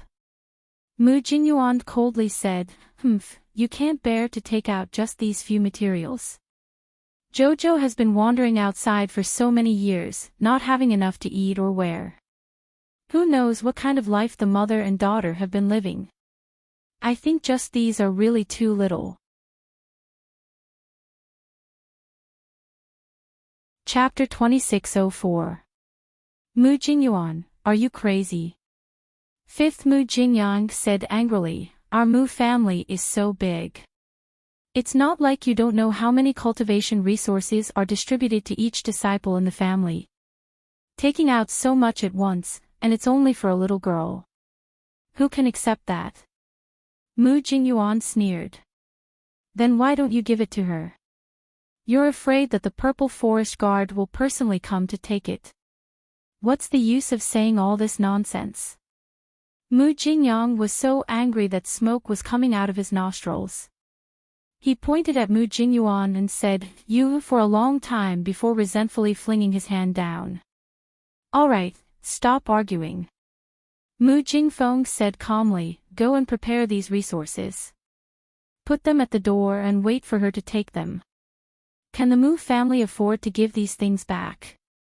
Everyone felt like vomiting blood in their hearts. Elder Qing was even more unconvinced. I'd like to know why the Mu family is compensating her. Isn't it because of yesterday's incident at Despondent Pavilion? Did those blind brats from the Long family, Gu family, and Shi family offend her and His Highness the Crown Prince? These families have all given compensation to each of them. As for our Mu family, She said that our Mu family's management was chaotic and offended her, so she insisted that we compensate. The Long family. The Long family also gave compensation. Mu Jingyang asked in astonishment. Isn't the Long family her maternal family? What kind of maternal family is that? Mu Jingyuan sneered coldly. That family is merely a side branch of the Long family. It has nothing to do with sister-in-law. Moreover, I don't believe that they didn't add fuel to the fire behind the scenes back then. Jingyuan, don't spout nonsense. Mu Jingfeng coldly glanced at Mu Jingyuan. Back then, your sister-in-law insisted on leaving. It has nothing to do with us. Why did sister-in-law leave? Don't you know? Mu Jingyuan glared at Mu Jingfeng mockingly. If you didn't mix around with that woman Jingyuan. Mu Jingfeng glared at him coldly. The latter sneered and stood up to walk out the door. Third brother Yen, third brother. Sixth brother Mu Jingshua smiled awkwardly at everyone. He pointed outside and said, I'll go persuade him.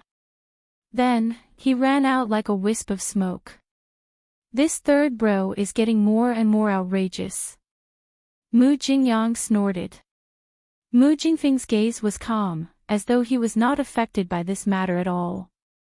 He calmly said, Fourth, I'll leave the matter of gathering and preparing the supplies to you. Make sure it's done before nightfall. Yes, big brother. Mu Jingshao nodded and did not express any opinion. In any case, he just had to follow his boss's orders. As for the rest, it was not something that a bastard like him could control. Big brother, that girl Mu Qiao said to have sister-in-law bring eldest niece along to kneel 3 times and kowtow 9 times. Mu Jingxing looked awkwardly at his eldest brother, Mu Jingfeng. He always felt that this matter had evolved to become the first branch's family affair. Don't bother about it. How can we not care? Mu Jingyang panicked again. Big brother, it's not that I want to say this, but that daughter of yours who was left outside is very formidable. It doesn't feel like she's lying. If we don't make sister-in-law and eldest niece kneel, I feel like she won't let this matter rest. Mu Jingfeng coldly said, is she worthy? After all, she's a crown princess now. Worthy, she can be considered worthy. Chapter 2605. Mu Jingfeng waved his hand, looking a little tired as he dismissed the crowd. Elder Qing and the rest still wanted to persuade him, but when they saw his cold gaze, they could not help but sigh and shrink their necks as they walked out.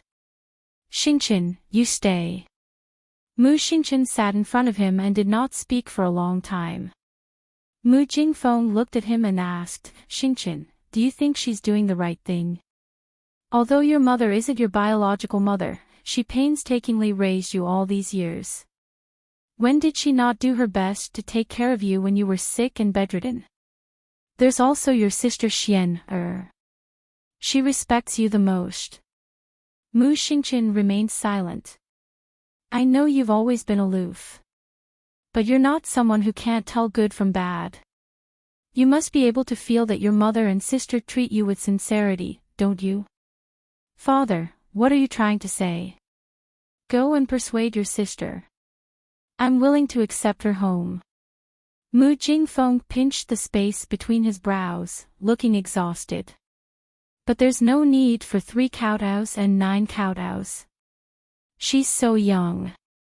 How can she receive so many bows from the Mu family's elders? There are more than 100 womenfolk in the Mu family. Do you want her grandmother to kneel as well? Mu Xingqian remained silent. Father, if the Mu family didn't have such an attitude from the start, things wouldn't have come to this. If the Mu family didn't bring that impostor home from the start, she wouldn't have been completely enraged. Father, don't you think it's hard for you to absolve yourself of the blame now that things have come to this? Mu Jingfeng's eyes finally moved. He looked up and coldly gazed at his son. Xingqian, you were born and raised in this family. Your achievements today are inseparable from the Mu family's nurturing. You should also know that if this family is really suppressed by that rebellious daughter, the entire family and thousands of family members will be implicated. Mu Xingqian looked at him coldly, not saying a word or expressing any opinion. Father, do you think my words will be of any use? How is it useless? You're siblings and are connected by blood. You said yourself that you'll feel the resonance of your bloodline when you walk to her side. Mu Xingqian sneered mockingly, so what? In her eyes, I might not even be as good as a dog on the street. Xingqian. Mu Jingfeng slammed the table in anger. Why do you have to belittle yourself like this? What I said is the truth. Mu Xingqian only felt extremely bitter in his heart. You didn't see her expression when she said those words to us in Despondent Pavilion. She said that it's up to us to choose whether we want pride or our lives.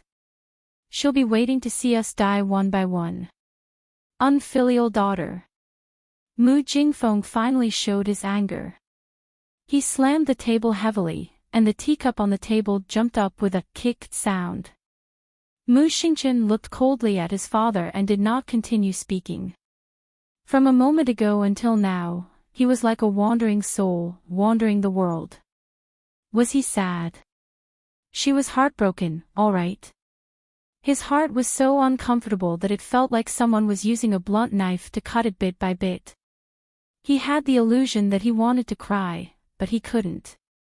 She was his only sister in the world, who was related to him by blood. Yet, she hated their family to the bone. Mu Xingqian walked out of the door in a daze. He did not know when, but his extremely cold tears had fallen. Chapter 2606. After strolling around Changle Boulevard, Xiao Mu bought a few bits and pieces of snacks. When she returned to Lishing Gate, she saw the Crown Prince galloping out on a fast horse. The little fellow hastily poked her head out of the carriage and waved at him. Lien. Lien had already seen her carriage. She hastily dismounted and quickly jumped into the carriage. Where did you run off to? Prince Mo pulled her over with a displeased expression and rubbed her head. His father had caught him and given him a lecture. When he finally managed to break free and return to the Eastern Palace, he discovered that his wife had disappeared. The Crown Prince immediately thought of the rainbow flowers that filled the entire building in spring. He felt that the little girl must have gone to Jade Tripod Market to take a look out of curiosity. After all, the little girl did show a trace of interest that night, didn't she? Where did she go? Jojo. To collect debts. Arbor took out a list from his sleeve and flung it out for the Crown Prince to see. Look, this is the compensation I asked the Mu family for. I had them prepare it before evening. Lien's mouth twitched as she flipped through the list. There were all sorts of medicinal pills and spirit tools on this list. Sir Jojo had even extorted a batch of talismans from them. Actually, she didn't lack any of these things. What she wanted was to make the Mu family vomit blood. When we bring these things back, reward them to Huifeng and Tong. They've been working quite hard recently. Lien couldn't help but laugh. She nodded and said, okay. Whatever Jojo said was good.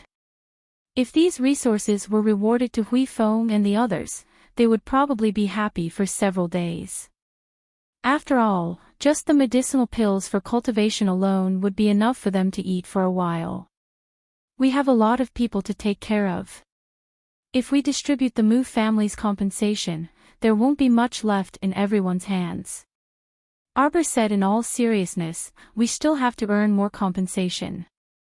Lien almost died from laughter. She nodded when she heard that. Jojo is so smart. A certain person nodded in agreement. She also felt that her trick of getting something for nothing was pretty good. Jojo. Lien reached out and hugged her. Since we're out, why don't we go out for dinner? All right. I heard that there's a famous Kaidai veranda in your sovereign capital. Do you want to try it? All right. Lien squeezed her little hand and had the coachman turn around, heading towards Kaidai Pavilion. When it came to eating, Arbor was quite happy. Eating is a must in life.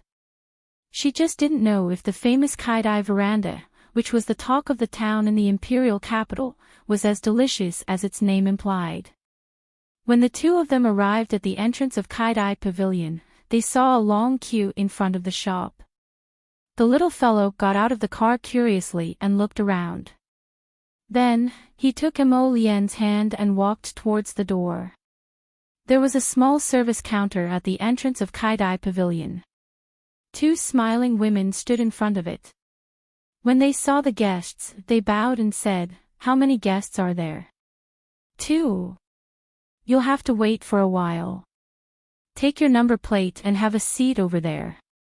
There are some refreshments there for everyone." The little girl looked curious. Is your business that good?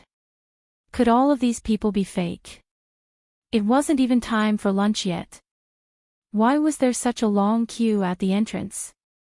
Looking at the other restaurants, none of them had such good business.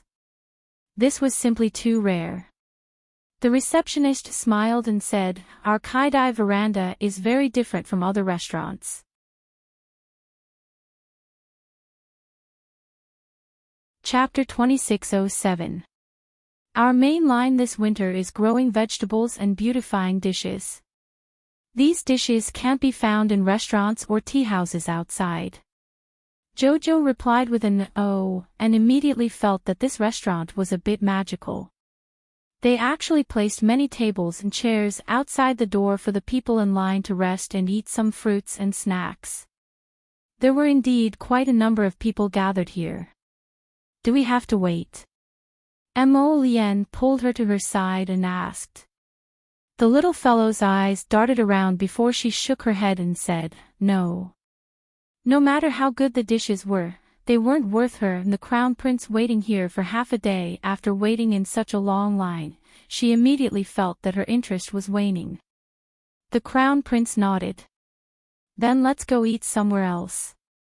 Arbor replied with an and turned around with Prince Mo leading her.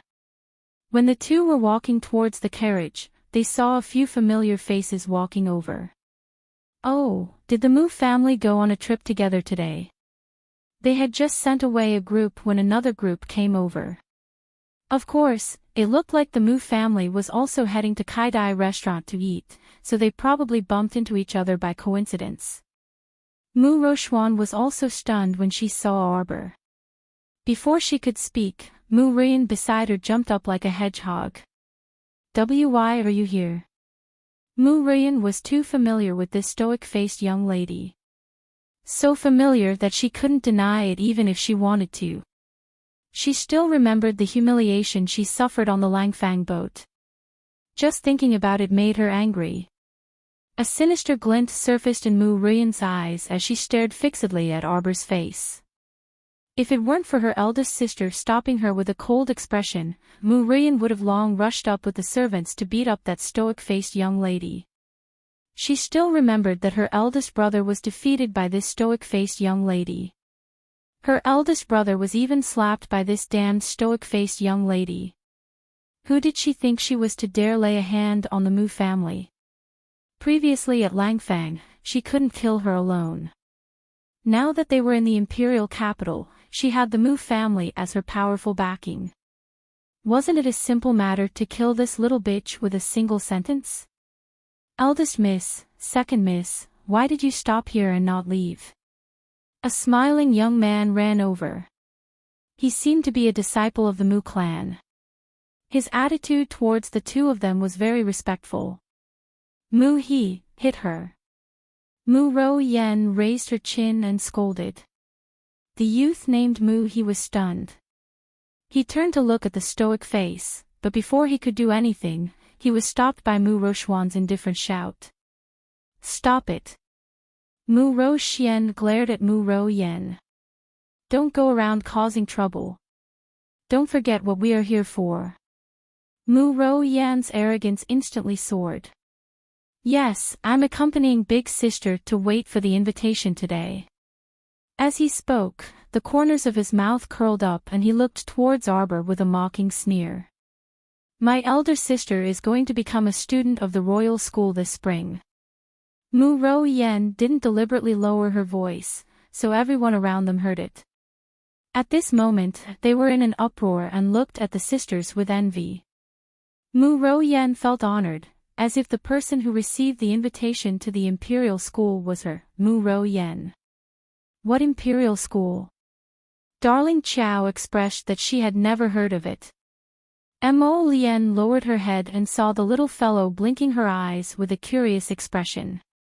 Her heart softened as she raised her hand to pull her to her side and said, "Don't mind it." Arbor was still curious. "Is it a very powerful school?"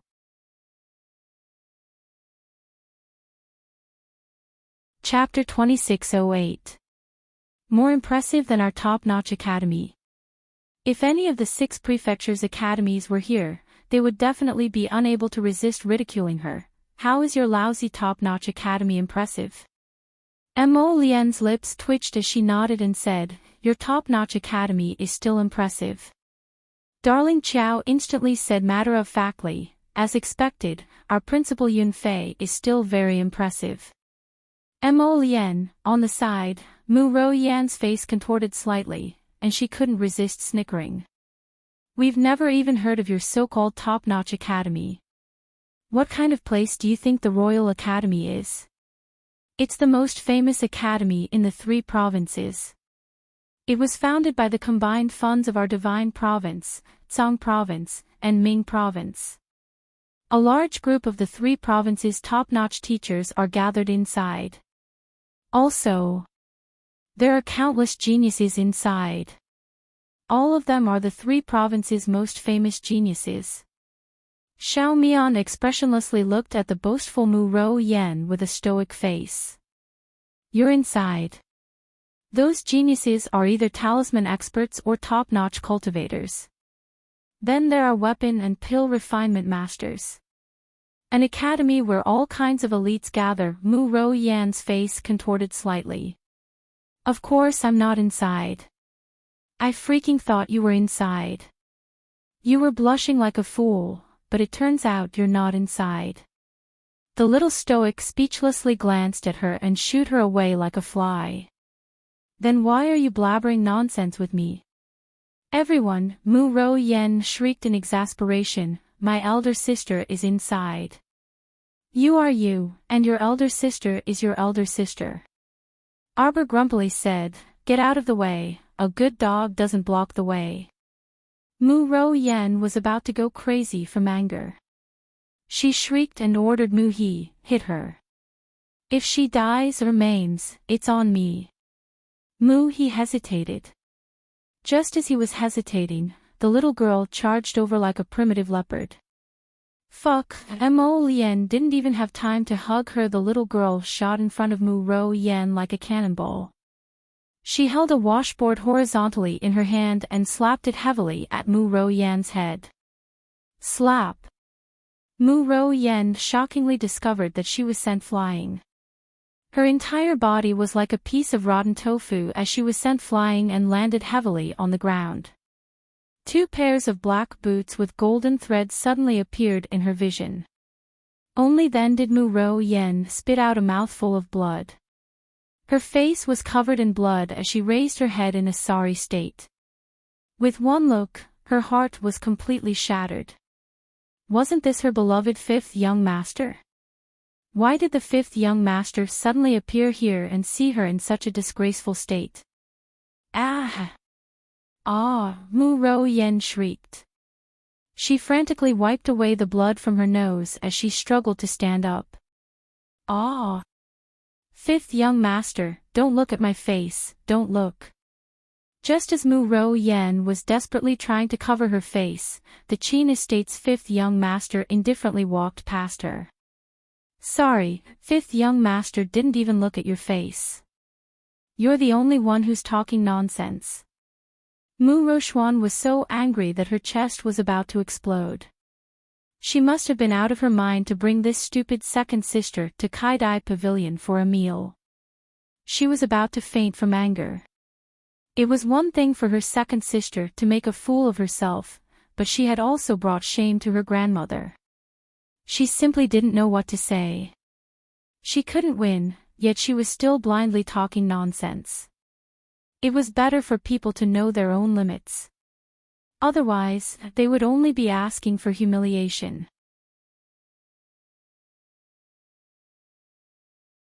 Chapter 2609. Mu Rochuan took a deep breath. Just as she was about to speak, she heard a low and elegant chuckle. I say, little Jojo really hasn't changed at all. Still so violent. Arbor expressionlessly looked at the grinning man who ran to him with a flourish of his sleeves. Why did someone from the Qin estate run over? How annoying. Little Jojo silently turned her head away from eldest Qin and pattered to the crown prince's side. Prince Mo restrained the smile on his lips and said to her in all seriousness, Jojo, let's go eat at the festive restaurant next door. Okay. The little fellow nodded and turned to ask Mu Rochuan, this is your Mu clan's property. Mu Rochuan didn't expect this stoic-faced girl to speak to her. After a momentary daze, she nodded. Yes. Oh. Little Jojo didn't say anything else. She turned around and saw eldest young Sir Qin approach her with a grin. Jojo, you're truly heartless. Why are you ignoring me? I don't know you at all. Mo Lien irritably pulled the little fellow to the other side and blocked eldest Qin's face with her arm. Scram. Your Highness the Crown Prince, it's not right of you to say that. Eldest young Sir Qin bit his lip pitifully. In any case, Jojo and I are old friends who came from Seacombe Planet together. Of course, I have to come and greet an old friend in a foreign land. Don't you think so, Jojo? Standing behind eldest young Sir Cheen, the fifth young Sir revealed a trace of astonishment and asked coldly, eldest brother, you know her? Eldest young Sir Cheen detected a trace of confusion in the fifth young Sir's words, so he turned to ask him, what, you also know the little stoic? Fifth young Sir Cheen coldly swept the little stoic a glance and said aloofly, I don't know her. Sir Jojo was immediately a bit angry. Don't know your sister. He didn't expect that only Sir Jojo would disdain someone, but now, this youth would disdain her. This young man had a cold face and a serious expression. Just looking at him was extremely annoying. Jojo ignored him and turned to look at Emolien. Let's go. The Cheen family is a bunch of ingrates. If I knew this would happen, I wouldn't have saved that fifth young master. What an ungrateful fellow. Mr. Jojo waved his hand angrily. He hooked his arm around Emolien's finger and walked towards the festive restaurant. She wasn't that curious about Kai Dai brothel. Wasn't it the same to eat at the festive restaurant next door? Jojo, don't run. Eldest young Sir Cheen hastily blocked their path with a flash and said to the Crown Prince merrily, Your Highness Crown Prince, this Cheen has reserved a private room at Kai Dai Pavilion. Since the two of you are so fated to meet, how about this Cheen host a welcoming dinner for the two of you?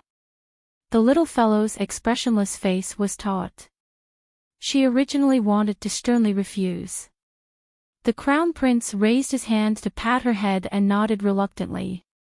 All right. If it weren't for the fact that the little fellow was truly curious about this Kai Dai brothel, he wouldn't have eaten with eldest young Sir Cheen. Although Sir Jojo didn't say anything, his mood improved. Eldest young Sir Cheen's gaze flickered, and he said with a smile, This way please. The fifth young Sir didn't say anything and silently followed behind the trio towards Kai Dai brothel. He helped the disheveled Mu Ro Yan up with great difficulty. When she saw Arbor's figure walking in, she shrieked, Who allowed her to go in? Stop her. This lunatic dared to enter their Kai Dai brothel after beating her up like this.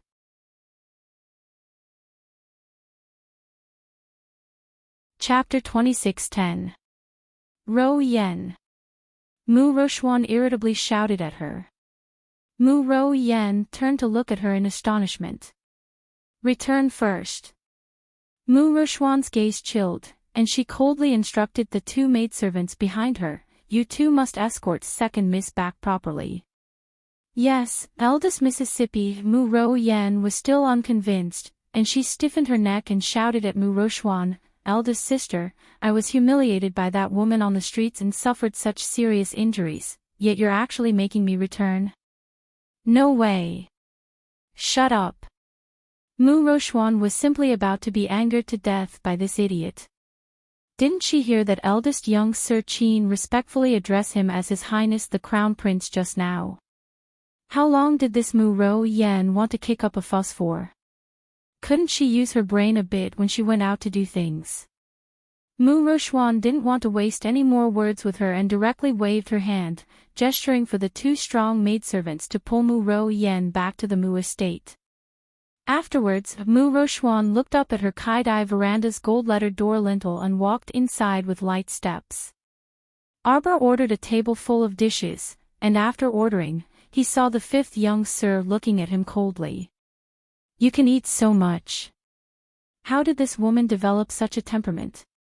When she treated his illness back then, she swindled and cheated as much as she could. She was simply a shameless person. You're footing the bill. I'll pay, I'll pay. Eldest young Sir Cheen hastily said with a smile and glanced at his younger brother. Fifth brother, do you know each other? If he still couldn't tell that these two people knew each other now, then he really was eldest young Sir Cheen for nothing. The atmosphere between these two people wasn't too harmonious from the moment they met. He didn't know when his fifth brother got acquainted with the little stoic. It was truly quite rare to find someone who could gain the little stoic's approval. However, there were truly quite a few people who the little stoic disliked. It seemed like he was one of them. Eldest young Sir Chin rubbed his nose. Fifth young Sir Chin humphed coldly and didn't say anything, shifting his gaze outside the window. Knock knock. Someone lightly knocked on the door. Eldest young Sir Chin indicated for his personal page boy to open the door.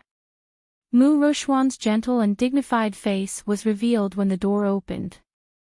Your Highness the Crown Prince, Crown Princess. Eldest young master, fifth young master, I hope I'm not disturbing you. It's quite a bother, Arbor replied faintly. Everyone was speechless. Fifth young Sir Chin turned his head to glare at the little stoic and thought, would it kill you to speak properly? He didn't know what capabilities this little stoic possessed to make his eldest brother regard her so highly. The Crown Princess. Who would have thought that the junior physician he met at Langfang would be the one who caused everyone's expressions to change at the mention of the Crown Princess in the imperial capital. Mu Rochuan didn't mind the awkwardness as she walked in and said with a smile, the Crown Prince, the Crown Princess, and the two young masters of the Qin estate have come to our Kaidai veranda, so I naturally have to be the host. This table is on me.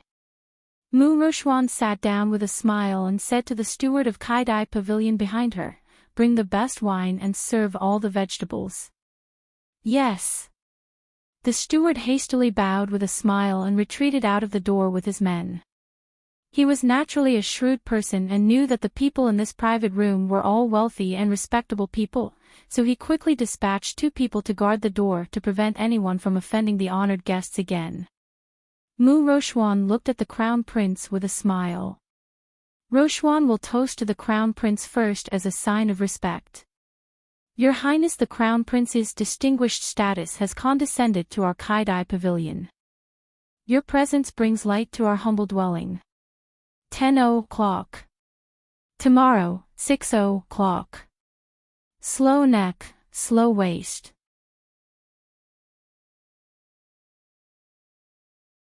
Chapter 26:11. Prince Emote sized her up with an extremely indifferent expression. Seeing her dignified expression and natural and unrestrained appearance, she indeed didn't lose the dignity of a noble family's young lady, so he raised his hand and toasted her. He could be considered to have fulfilled the main family's great hospitality. Arbor turned to look at this eldest miss and said coldly, you ran inside just to give us a toast. State your objective as soon as possible. She never liked to beat around the bush, so Mu Rochuan definitely wouldn't visit her without a reason. Mu Rochuan wasn't angry and merely glanced at Arbor indifferently. Rochuan already knows about the Crown Princess's request to the Mu family. You want my mother to bring me and all the womenfolk of the Mu family to Yeshan Gate to welcome you.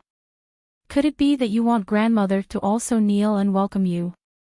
Mo Lian's eyes turned several degrees colder. Eldest Miss Mu's meaning is that we can't kneel to the Crown Princess. Mu Rochuan bit her lip, knowing that she had said the wrong thing.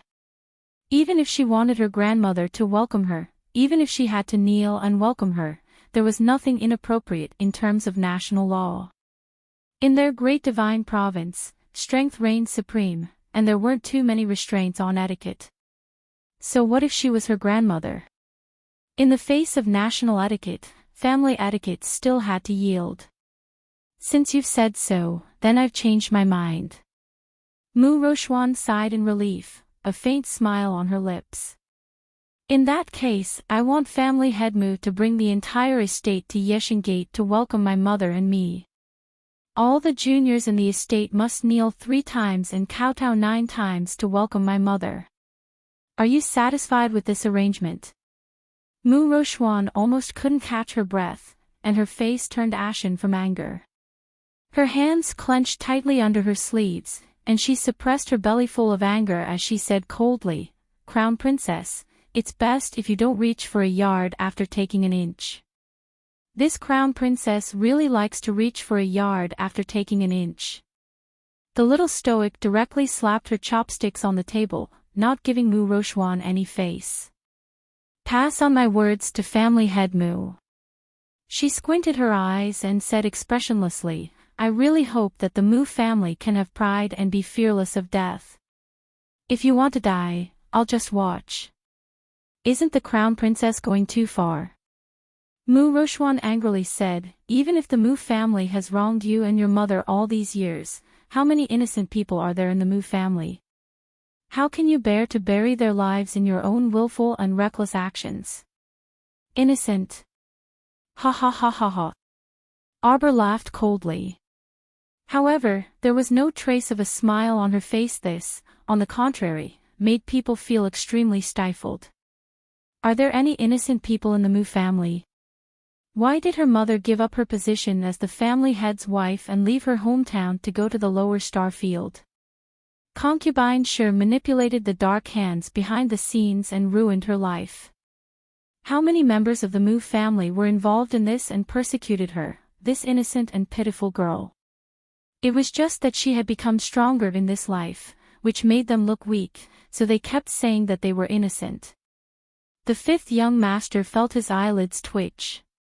It turned out that the stoic face he saw in Langfang had a pretty good attitude despite being cold and conniving. You can save them. Arbor's eyes were full of mockery. You. Unreconciled. Arbor coldly said, this is only the beginning. I said before that your Mu family will suffer once I return. Even if you're a dragon, you'll have to coil up for me. Even if you're a tiger, you'll have to lie down for me. Unreconciled. Arbor's fingers clenched, and the teacup in her hand turned into powder. Endure it.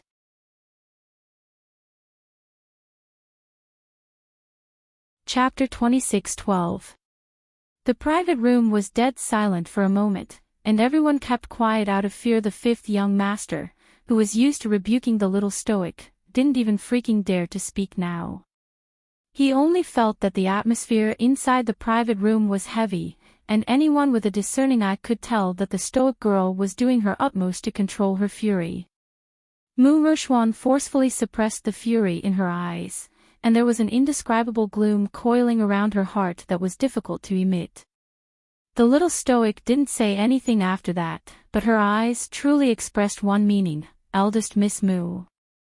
For the sake of your thousands of clansmen, shouldn't you stand up and fulfill your duty as the eldest miss of an aristocratic family? Mu Rochuan took another breath.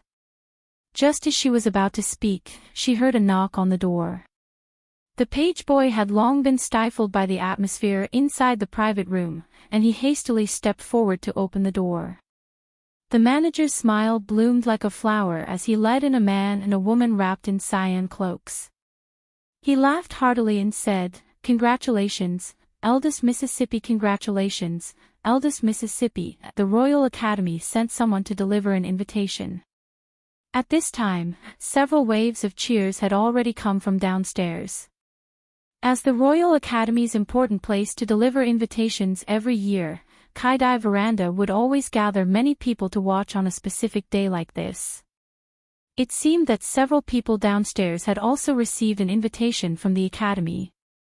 After the cyan-cloaked man walked through the door, he directly raised his hand. Everyone saw a mechanical wooden bird flapping its wings, fluttering as it flew in from outside with a crimson invitation sealed with a circular seal in its mouth. The mechanical bird flapped its wings and landed on the table. It spat the invitation on the table, and its mouth opened and closed, emitting a middle-aged man's voice with clear handwriting. Congratulations, student Mu Rochuan. I am Director Chi Duo. I welcome you to participate in the Royal Academy's entrance exam this spring. Please bring this invitation with you to Wind Thunder City on March 15th of this year. At that time, someone will guide you on how to participate in the exam. A joyful expression instantly flashed across Mu Rochuan's face, and she reached out to pick up the invitation. She stood up and bowed respectfully to the two people who delivered the invitation. Many thanks to the two of you. Arbor's mouth twitched as he thought to himself, what kind of invitation is this talisman technique? It's obvious that the royal school isn't that great. The two men and women who had delivered the invitation letters were the teachers of the ordinary class of the royal school. Towards these students who had the potential to enter the royal school, they were naturally very courteous. Especially since these two instructors had obviously already inquired about the identities of Mo Lien, eldest Qin, and the others present here, their expressions became even more respectful. The male instructor in a green windbreaker smiled and said politely to everyone, Divine Prefecture's Crown Prince, Qin Estate's eldest young master, fifth young master, and Mu Clan's eldest young miss, then on March 15th, we will meet in Wind Thunder City. I won't bother you. Goodbye. Xiao Mu was a bit bewildered as she watched the departing figures of the two instructors. She then gloomily looked at Mo Lien. You also want to go? Mo Lien was also stunned. Only then did she remember something. She said, Imperial Father mentioned this to me in the study. All the heirs of the imperial family have to go to the academy for a while. In other words, the royal families of the three prefectures would send their princes to the academy to gain experience. Arbor propped up his little chin, and his little face was a little puffed up with anger. Lord Jojo was being looked down upon. They all had an invitation letter, but only Lord Jojo didn't. Seeing that the little fellow was angry, Mo Lien hurriedly coaxed, Jojo, there's nothing fun in that academy.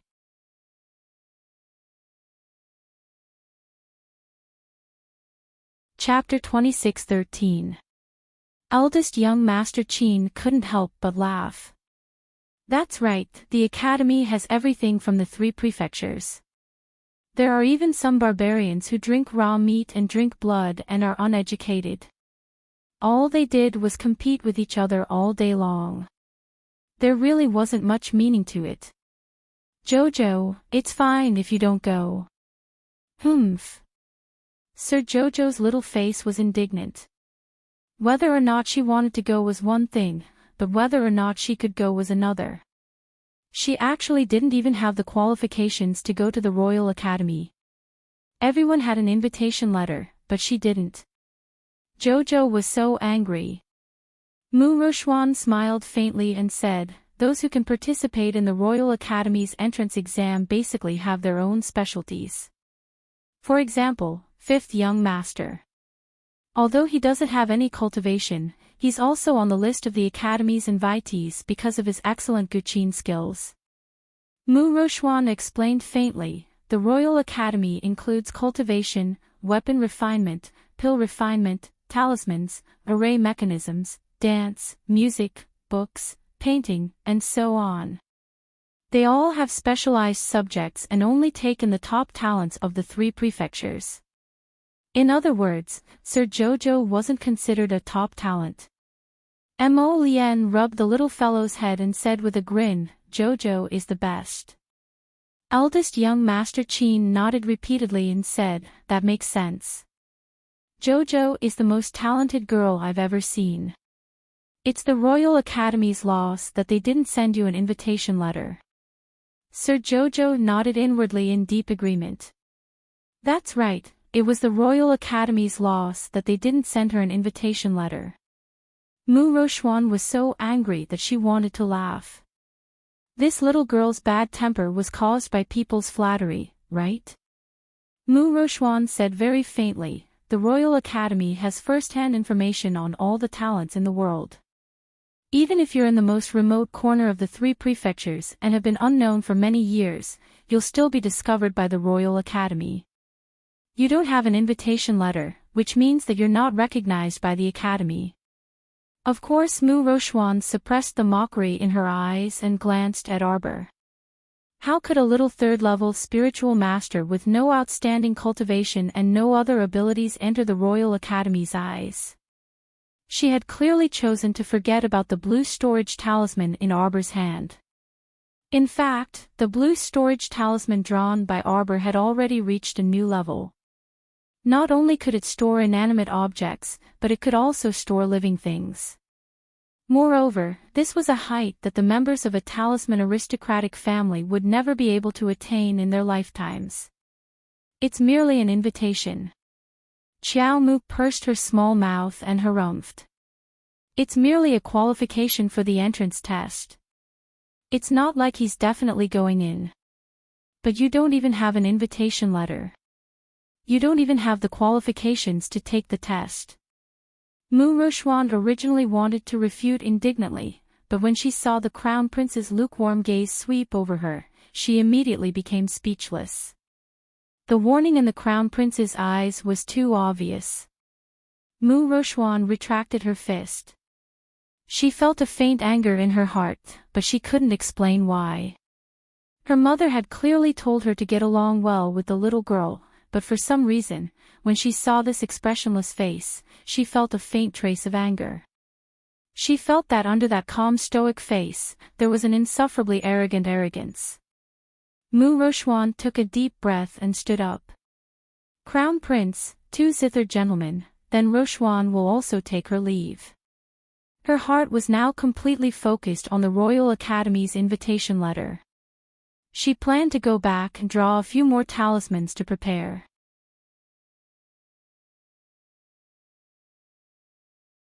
Chapter 26:14. Arbor didn't even bat an eyelid and only said aloofly, "MHM, don't forget to pass a message to family head Mu." Mu Rochuan's elated heart chilled again in a split second, and she stormed out in a huff. The little stoic was truly too hateful. She didn't even know how to describe this malicious little girl. She was indulging in the wildest fantasies. She actually wanted her father to lead a group of Mu family disciples to welcome her and her mother. Then what would she do to her mother? What would she do to the entire Mu clan's reputation? Putting aside the fact that Mu Rochuan rushed to the Mu residence in a fit of rage. Sir Jojo was eating this whatever reared vegetable series, but he felt somewhat listless. Jojo, don't worry. With your talent, if you really show your face in front of the Royal Academy, the instructors of the various Academy special grade classes will definitely cry and yell as they fight to take you in as a student. Fifth young master silently twitched his mouth. What was going on? Why did his elder brother's style suddenly change? Although the Qin estate's eldest young master isn't much of a person, his words are especially true. That's right, Jojo, that's how it is, Mo Lien said with a nod. Eldest young master, what do you mean he's not much of a person? He's also very nice, all right. Sir Jojo harumphed and poked at the fried chicken in his bowl with his chopsticks. Big liar. Mo Lien irritably glared at the Qin estate's eldest young master. I'm calling you a liar. The Qin estate's eldest young master was instantly speechless. He swept a glance at Mo Lien and said, "Every word I said came from the bottom of my heart, so it's absolutely true." Jojo's heart dropped. The main thing was that everyone had an invitation letter, but she didn't. Jojo, let me tell you, that Royal Academy isn't fun at all. Eldest young Master Qin slapped the table and shouted, "Did you know that old Fifth tore up the invitation letter he received?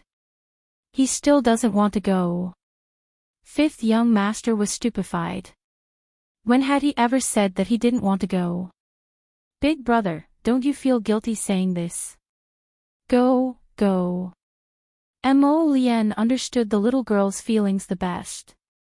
She quickly took her little hand and comforted her. Jojo, I'm not going either. None of us are going. There's no point in going to that lousy school. Whoever wants to go can go. Mr. Jojo looked at him listlessly. He thought for a moment and said, "Your father summoned you to the study and specifically mentioned this matter. That means you must go. I'm already 20 years old. Why should I go to college? I'm not going." Fifth young Master Qin added, "In our divine province, 20 years old is merely an infant. The top students in the royal school are all under 100 years old." Mo Lien and eldest young Sir Qin were both speechless. Does this person not know how to speak without stabbing a knife? The little fellow watched from the side with a pitiful expression. His entire body was shriveled up. It's fine. Isn't it just an invitation? I'll get one for you, eldest young Master Qin said. Mo Lien cast an unhappy glance at him. Wasn't this eldest Qin getting a little carried away? He even referred to himself as Big Brother. Be good, hubby will get an invitation letter for you. Mr. Jojo propped up his little chin and turned to look outside the window. At this very moment, at the famous gathering place of the three prefectures, Wind Thunder City, which was independent of the three prefectures. Several mountain peaks enshrouded in a faint mist floated in the sky. It was the residence of Wind Thunder City's Royal Academy's principal, Yun Piaomiao. Near the evening of this day, the Royal Academy's principal welcomed an uninvited guest that he hadn't seen in a long time. When the visitor removed the large bamboo hat that was covered by a thin veil and revealed a face, Yun Piaomiao couldn't help but be stunned.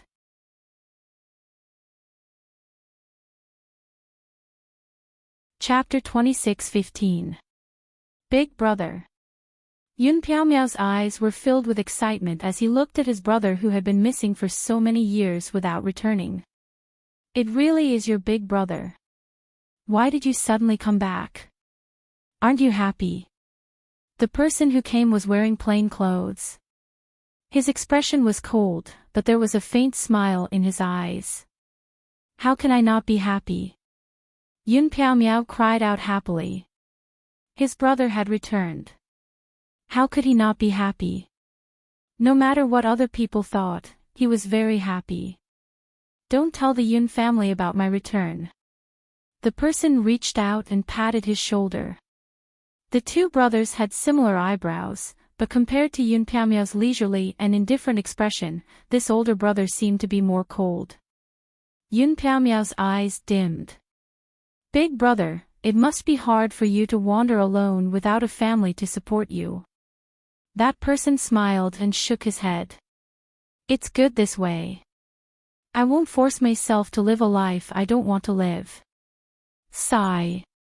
Yun Piaomiao sighed. Thinking of his brother's personality, he was speechless. Although his brother was cold, when he decided on something, even if you used 800 cows to pull him, you wouldn't be able to change his mind. All right, let's talk about other matters later. The person smiled and looked at him.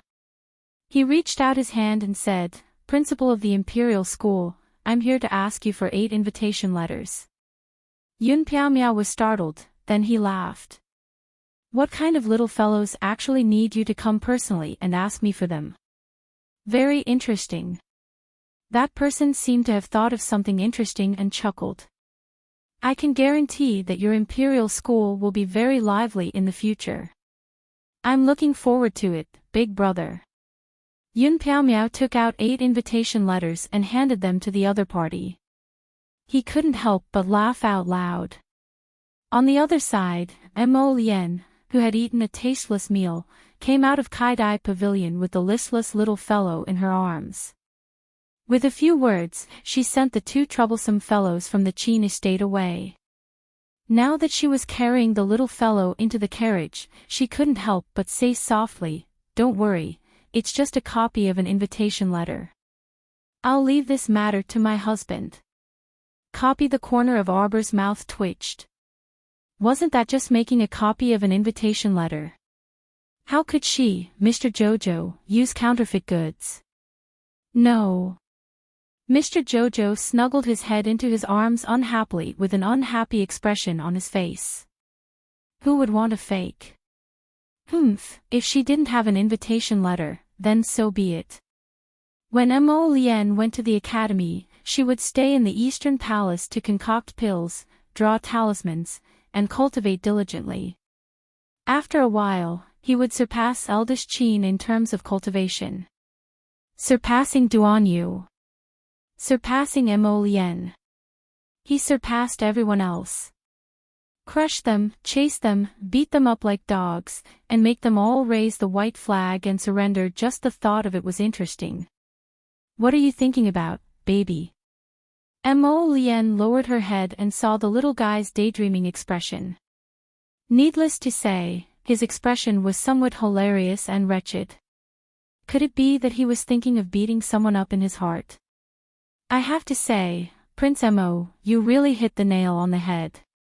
Not only does the little guy want to beat people up, he also wants to beat all of you up. Little Jojo turned his head and tilted his head to the side. He closed his eyes and said, "Time to sleep." Mo Lien couldn't help but laugh. This little fellow had suffered a blow today, so it was better for him not to provoke her. He didn't want to trigger her fuse and cause the little fellow to explode. That would be his bad luck. Lien, how long will you be gone?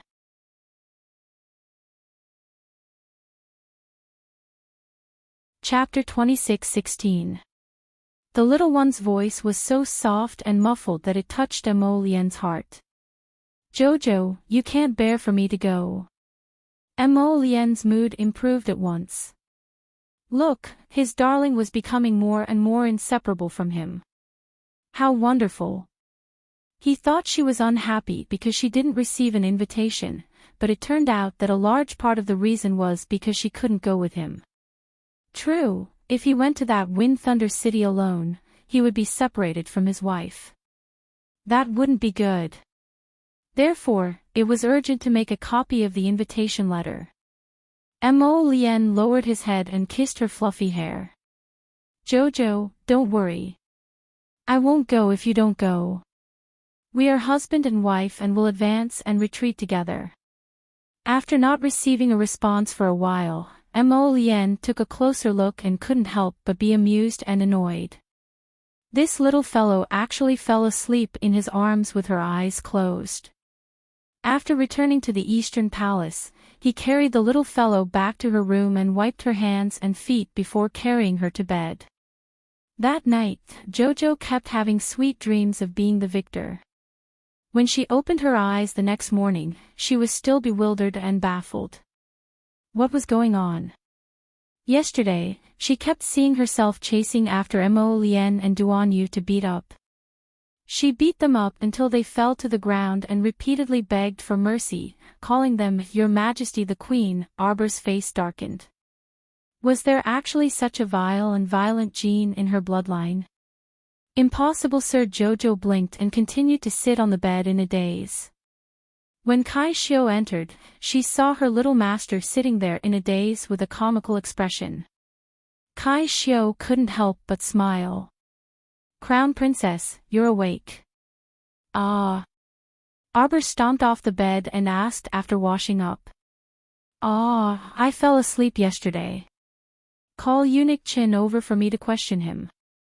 Not long after, Eunuch Qin led a young eunuch into the room. Greetings to the Crown Princess. Get up, get up. Arbor waved his hand and ran forward to ask, Eunuch Qin, how was the debt collection yesterday? Very smoothly. In accordance with the Crown Princess's instructions, this servant asked Lord Huifeng to send someone to the Mu family. The Mu family has already prepared the supplies outside the door. We just need to check and load them into the car. Now that the goods are at the entrance of the warehouse, the Crown Princess needs to check them. Arbor shook his head. Help me call Huifeng over. Eunuch Qin nodded and left. Soon, Huifeng walked in and bowed to Arbor with a grin. Crown Princess, what orders do you have for this humble one? Arbor looked at him and said, Huifeng, I'll leave the goods we took from the Mu family to you. You can distribute them to your brothers.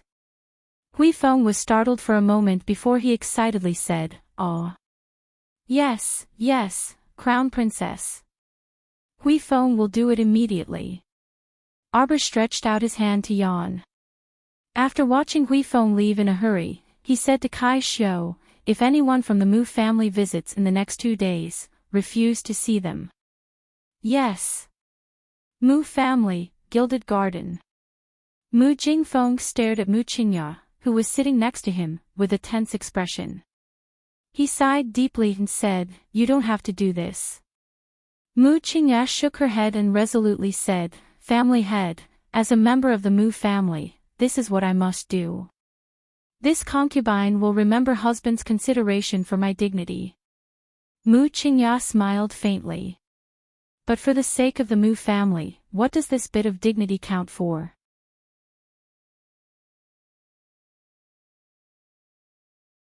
Chapter 26:17. Mu Jingfeng reached out to hold her hand. Qingya, it's really unfair for you to do this. It's not unfair, old master. Mu Qingya smiled faintly. For old master, for the entire Mu family, and for the prosperity of everything, Qingya won't feel wronged at all. After sister returns, it's also possible for Qingya to step down from the position of matriarch of the household. Don't spout nonsense. Displeasure flashed across Mu Jingfeng's eyes. What's so good about her being the head of the household? It's not like she hasn't been the matriarch before. Have you seen her manage things? Besides, she's been missing for so many years and doesn't understand the situation in China at all. Even if she returns, who knows how long it'll take for her to adapt to life here. This matriarch position is yours, and no one can snatch it away from you. Just take it with a peace of mind. I'll support you in everything. Mu Qingya looked at him worriedly. Old master, you mustn't bear a grudge against sister and Jojo for Qingya's sake. If you do, I'll have sinned greatly. Besides, Jojo is still young. After being outside for so many years, she must have suffered a lot. It's reasonable for her to have resentment in her heart. As long as we tolerate her, then, I'm the one who wants her to suffer. It's her own mother who caused it. Mu Jingfeng waved his hand and interrupted Mu Qingya's words. Don't speak up for her. I know what kind of character she and her daughter have. Mu Qingya choked. She wanted to persuade family head Mu again when she heard a report from outside. Family head, madam, eldest miss is here. Mu Rochuan stormed in angrily. Without a second word, she repeated what Arbor said in the afternoon. Instantly, the anger that Mu Jingfeng had just suppressed flared up again. He smashed the short table beside him with a slap and said angrily, "This unfilial daughter." Mu Qingya gently advised, "Rochuan, don't take things too seriously. She wasn't like this yesterday. Did you do something to piss her off?" Mu Rochuan was furious. What can I make her angry about? If I dare to say anything bad to her, her man will slap me to death. Mother, you didn't see the situation in Kaidai Pavilion. His Highness the Crown Prince didn't allow me to say a single word. I could only sit there and listen. There's also that eldest young master of the Qin estate. He also stood by her side and spoke in agreement. You didn't see it. I, your daughter, am not allowed to say anything in front of my younger sister. I feel that younger sister's bad habit of daring to argue with the heavens and the earth is caused by brother-in-law's indulgence. You didn't see how much brother-in-law spoils her. Mu Roxian poured out all her bitterness, and only then did she feel a little better. Ever since she met Arbor in Langfang, she had been in a bad mood. She couldn't find a reason why she didn't like this girl. It was probably because of the little fellow's poor attitude. During this period of time, he had been feeling aggrieved in his heart, and a fire was burning fiercely. He must have had 8 lifetimes of bad luck to meet such a weirdo. After hearing his daughter's complaint, Mu Jingfeng was fuming. She really knows how to push her luck. She really thinks that the Mu family is easy to step on. Mu Qingya worriedly said, "Husband, let's talk things over properly. What kind of enmity could there be between father and daughter? What else is there to talk about? This unfilial daughter is infuriating. Mu Liang. Mu Liang is here. Go gather the elders. The Mu family's core members will have a meeting in half an hour."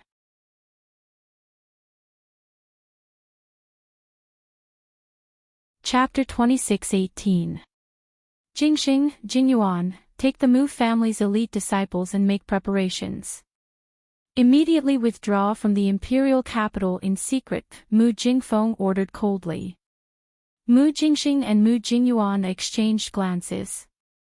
Old Fifth Mu Jingyang said indignantly, "Are we really going to withdraw? Our forces in the imperial capital can't be completely withdrawn in a few days. What else can we do? Are we really going to sit and wait for the emperor to execute our entire Mu family?" Mu Jingfeng said coldly. Old Fifth Mu Jingyang's mouth was full of bitterness. "Don't tell me it's true. Old Fifth, you aren't still that naive, right?" Mu Jingxing glanced at him angrily. The emperor personally wrote an imperial edict. How can it be fake? Today is the 4th day. Elder Qing sighed. Tomorrow is the last day. Xingchen, take your mother and sister, as well as your cousins and the elders' heirs, and leave using the transportation talisman matrix first. The elders' expressions visibly relaxed after Mu Jingfeng gave his order. They naturally had their own selfish motives. Compared to the entire Mu family, their heirs were naturally more important. Since they had reached this point, there was no room for negotiation, so they might as well give up on the Mu family's forces in the imperial capital and withdraw quickly. In any case, with their talisman patrician family's overall strength, they could settle down anywhere. At most, they would no longer mingle in the Great Divine Province and head to Tsang Province or Ming Province. Who would dare to not greet them with a respectful smile? However, their forces that had taken root in the Divine Province for thousands of years had to withdraw completely because of that girl's words. Just thinking about it made them extremely indignant. That daughter of the patriarch was really a jinx. She stirred up a storm as soon as she returned, causing the entire Mu family to be unable to find peace. It was truly better for her to continue disappearing, or simply take root on Seikong planet and never return. The elders' faces darkened as they angrily cursed the little stoic in their hearts. At this time, Mu Liang suddenly pushed open the door and walked in with a grave expression. "Family head, the purple forest guards dispatched by the emperor have surrounded our entire Mu family." Mu Jingfeng closed his eyes. The fury in his heart had already reached its peak. The teleportation glyph array can only teleport 10 people at a time, and it can only be used 6 times in a row. The teleportation distance won't exceed 20 kilometers. Mu Jinyuan said coldly, "Currently, we only have 5 sets of teleportation array glyphs. How many people do you think we can save?" Mu Jingxing said angrily, "Third brother, look at the situation now. Why are you still angry with the patriarch? Now that the 7 of us brothers are of the same breath and branch, the whole family should be tied together like a rope." Mu Jingyuan sneered. Master refused to lower his head for that meager face of his. "I see that all of you are scheming for your own benefit. I don't believe that the elders present here wouldn't want to send their children out first." The elders glanced at Mu Jingyuan embarrassedly and were about to refute. Bang! The door was forcefully pushed open by someone. 3 or 4 of the clan's elite disciples had solemn expressions on their faces. They clustered around an old man with erect silver hair and a dignified face. "Jingfeng, make the arrangements. This old man will personally lead all of you to welcome my granddaughter home." Mu Jingfeng was startled. He hastily stood up and bowed to the old man in unison with his younger brothers and elders. "Old family head." Mu Tsangwei raised his hand. "Let's do it this way. She said 6 chapters yesterday, but in the end, she still gave you 8 chapters.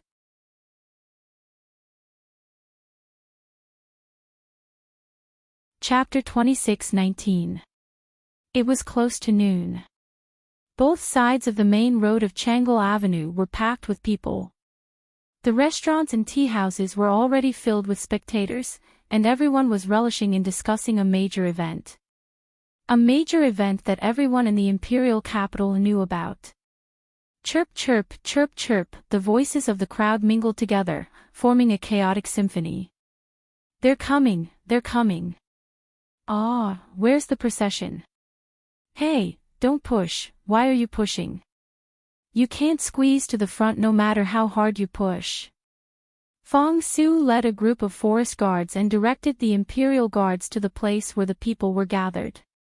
They blocked the two sides of the road and shouted, "Don't push and shove. Maintain order. I see them coming." It was unknown who shouted this, but it was as if a pot of boiling water had exploded.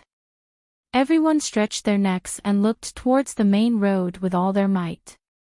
Whoa, a large group of people was really heading toward the Imperial Palace in a grandiose manner.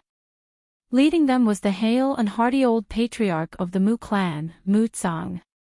Patriarch Mu and Madame Mu followed closely behind the old patriarch. Following them were the 6 core sons of the Mu clan and a group of elders.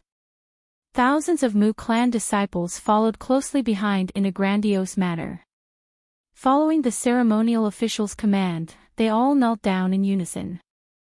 Regardless of whether they felt comfortable or not, since it was the old patriarch's command, they all respectfully kowtowed 3 times in the direction of the imperial palace. The crowd of onlookers watched as the group of Mu family juniors walked a few steps before kneeling down and respectfully kowtowing 3 times. Their eyes couldn't help but widen in shock. Whoa, this was really a grand ceremony of 3 kowtows and 9 kowtows. They were going all the way to the imperial palace to receive the crown princess. This lineup truly caused an uproar in the entire city. On the 2nd floor of Kaidai Pavilion, young masters and young misses from various sects and patrician families were seated in several private rooms. Second Qin was inside one of these private rooms, and his gaze was apathetic as he scanned the area below. Eldest young Sir Qin personally poured himself a cup of tea. After taking a sip, he clicked his tongue in praise. Sigh, I knew that my Jojo wouldn't go back so quietly. Look, only my Jo can make such a big fuss. Omega Kotoku remained silent. After a long while, he asked, "You've seen her?" "Yes." Eldest young Sir Qin blinked and looked at him excitedly. "I saw her beat up that second Miss Mu's nose in public. What do you think will happen when little Jojo comes home?" "Nothing much," Omega Kotoku said calmly. Tisk, eldest young Sir Qin glanced at him and muttered, "Boring." He then muttered to himself excitedly, "I feel that the Mu clan's unlucky days have only officially begun now." Eldest young Sir Omega Kotoku was silent for a long while before saying, "I think it'll be better if you put away that gloating face of yours." In the adjacent room, several young misses from noble families were sitting together by the window and watching the commotion below with mocking gazes. The Mu clan is truly regressing as they age. Chen Baojia couldn't help but remark coldly, "Look at how they're being toyed around by a little girl. I really feel sorry for them." "Isn't that so?" Ji family's young miss, Ji Xiang, couldn't resist laughing out loud. They're the 6 great patrician families with such little guts. What a joke.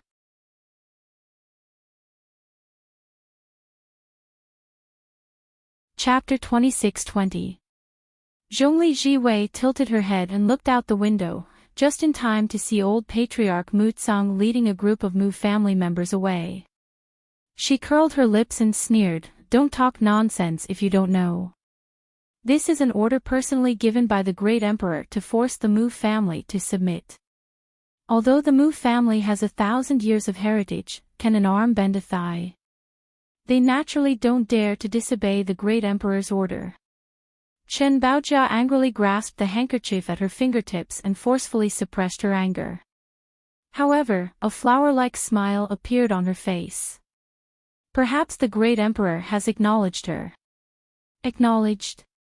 Is that possible? Zhongli Jiwei's face slightly darkened, and the cold light in her eyes disappeared. This woman caused a huge uproar as soon as she returned to the imperial capital. She really made people dislike her to the extreme. Zhongli Jiwei's face couldn't help but darken when she thought about how she was kicked out of the Crown Prince's residence after only a few days. His Highness the Crown Prince was only bewitched by that demoness face. He would get tired of her one day. Kneel. Following the ceremonial officer's command, the thousands of Mu family disciples knelt down again and kowtowed 3 times in unison. Then, they stood up and walked forward. Xiao Ying-chun was mixed in the crowd, wrapped in a tattered bedsheet. She looked at the Mu family's procession, and her eyes almost shot out a poisonous light. Based on what? Why was it that when she returned to the Mu family, she was like a cat or a dog, casually picked up by them from the back door and thrown into a small courtyard in a corner, and that was it?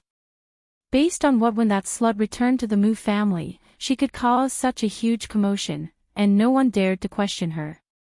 Xiao Ying-chun was so angry that she couldn't help but tremble. Standing beside her, Madame Li, who had a hunched back and a face full of wrinkles, was also so angry that she wanted to rush up and beat her. Ying-chun, the Mu family is simply too much. Ever since the mother and daughter were kicked out of the Mu family, they lived a bitter life fighting for food with dogs. The 2 of them were ordinary people and didn't have any ability to survive. Without Xiao Tsong, this man, in front of them, the 2 of them lived a very miserable life. In fact, the 2 of them had stayed at the inn for 2 or 3 days at the beginning. They had pawned all the jewelry on their heads and lived a good life for 2 days. However, the prices in the Great Divine Land were exorbitant. The jewelry they pawned was only enough to last them for 2 days. On the 3rd night, they were beaten up and chased out of the inn because they couldn't afford it.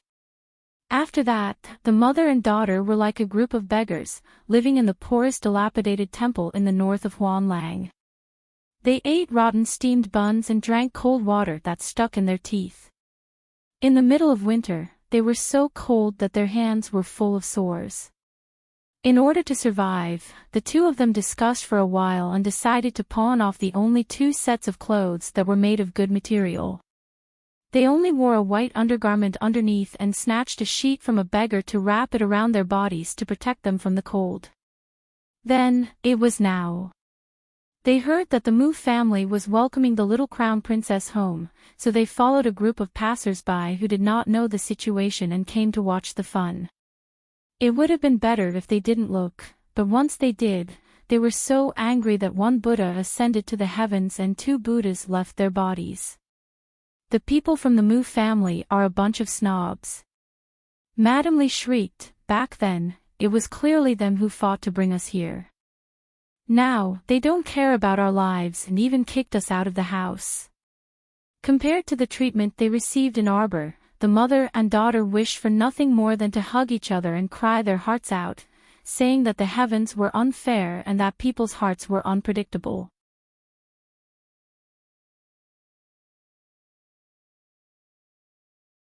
Chapter 26-21. She even fought to bring the mother and daughter here. Madame Nayli didn't even know how to blush when she said this. How could they not understand the purpose of Shi Huixin bringing them to the Divine Land?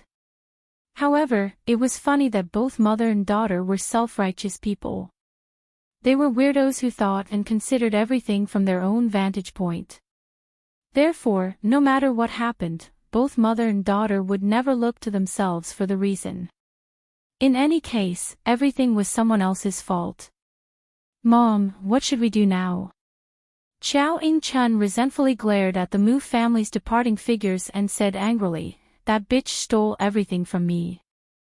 I won't let her off, I definitely won't let her off."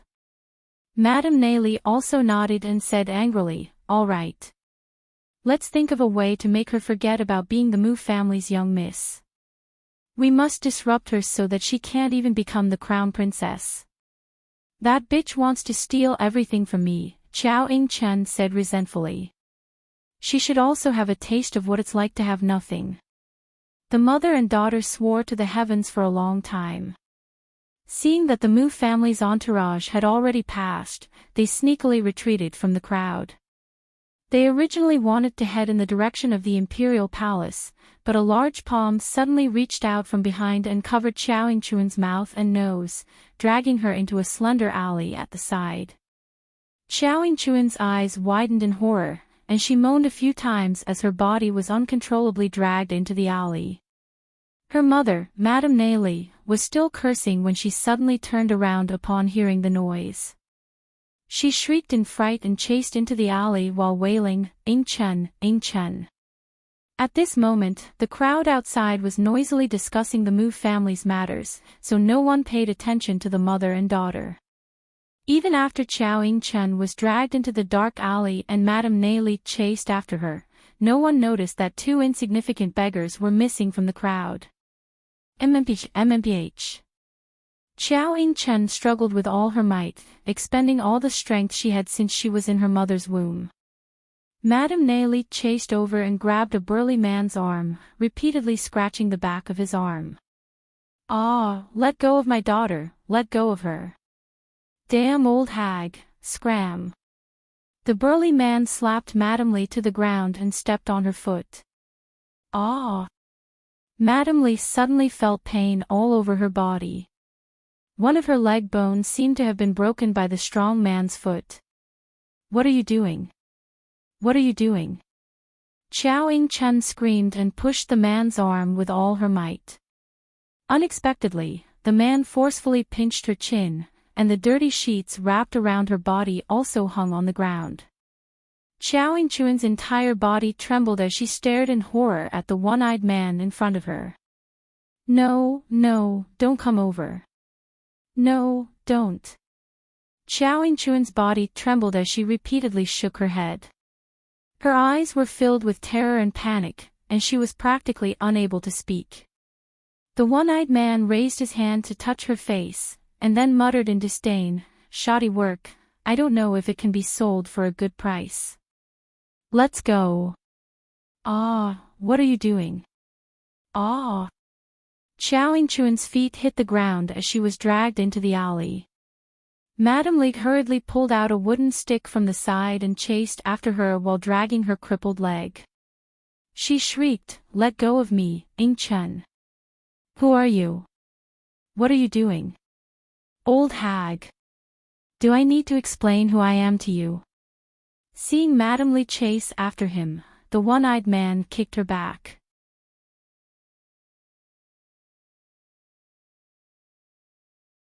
Chapter 26-22. Immediately after, he chased after the old woman and forcefully kicked her a few more times.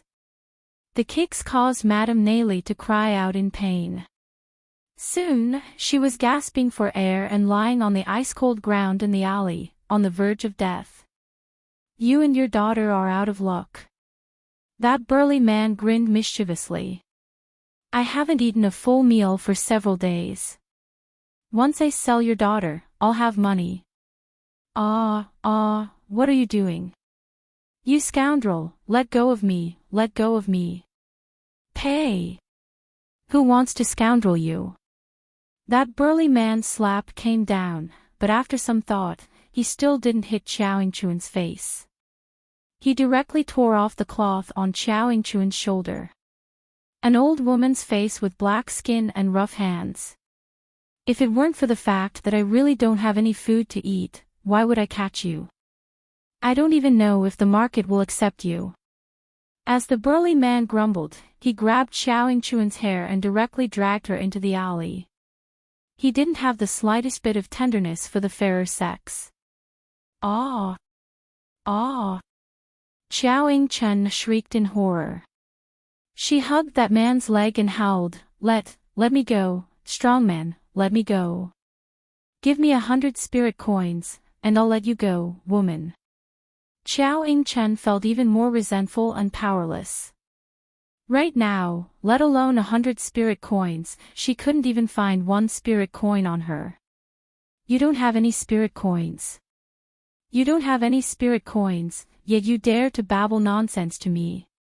That burly man mercilessly grabbed her hair and pulled her scalp, dragging her inside like he was grabbing a little chick.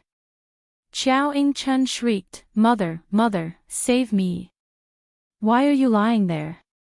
Mother. Mother. Ah. Let go. Mother. You old bastard, why don't you move? What are you doing? Are you just going to watch as your daughter is being sold? Useless thing. Trash, trash, trash. All of you are trash. Ah. Xiao Ying-chen went from disappointment to despair, and then to vicious roars that filled the sky. How would she know that her mother, Madame Li, had been kicked to the ground by the burly man? Her limbs were all broken and she was lying on the cold ground, unable to get up. This small alley that led to the Jade Tripod Market was only bustling with activity at night, and the flowers were red and the willows were green. At this moment, it was broad daylight. Naturally, very few people came over. Therefore, it wasn't until late at night that the night watchman discovered in horror that someone had died in this small alley. By the time they found Madame Li, she was already lying on the ground with her eyes wide open. She had been frozen to death. This was all for later. At this moment, Xiao Ying-chen was kicking and punching that burly man with all her might while cursing her old mother for not being strong enough.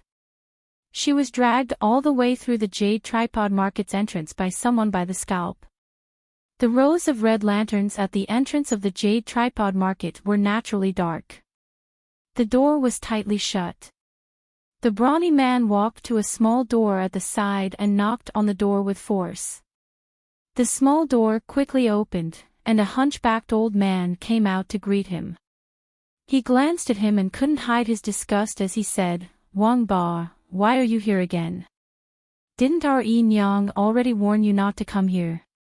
Hey, old manly, don't block my path to wealth.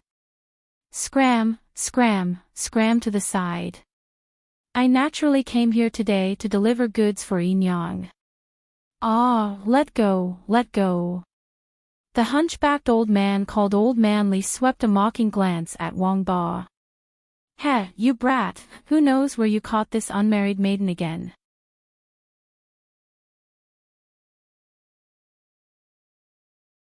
Chapter 26-23. A Virgin. Sun Yang, a middle-aged woman with a bare chest and arms, was sitting on a cushion covered in deer hair. She wore a large string of sandalwood beads on her hand and had a black mole at the corner of her mouth. When she heard this, she didn't even lift her eyelids and directly smashed the teacup next to her at Wang Ba's head. "Ha!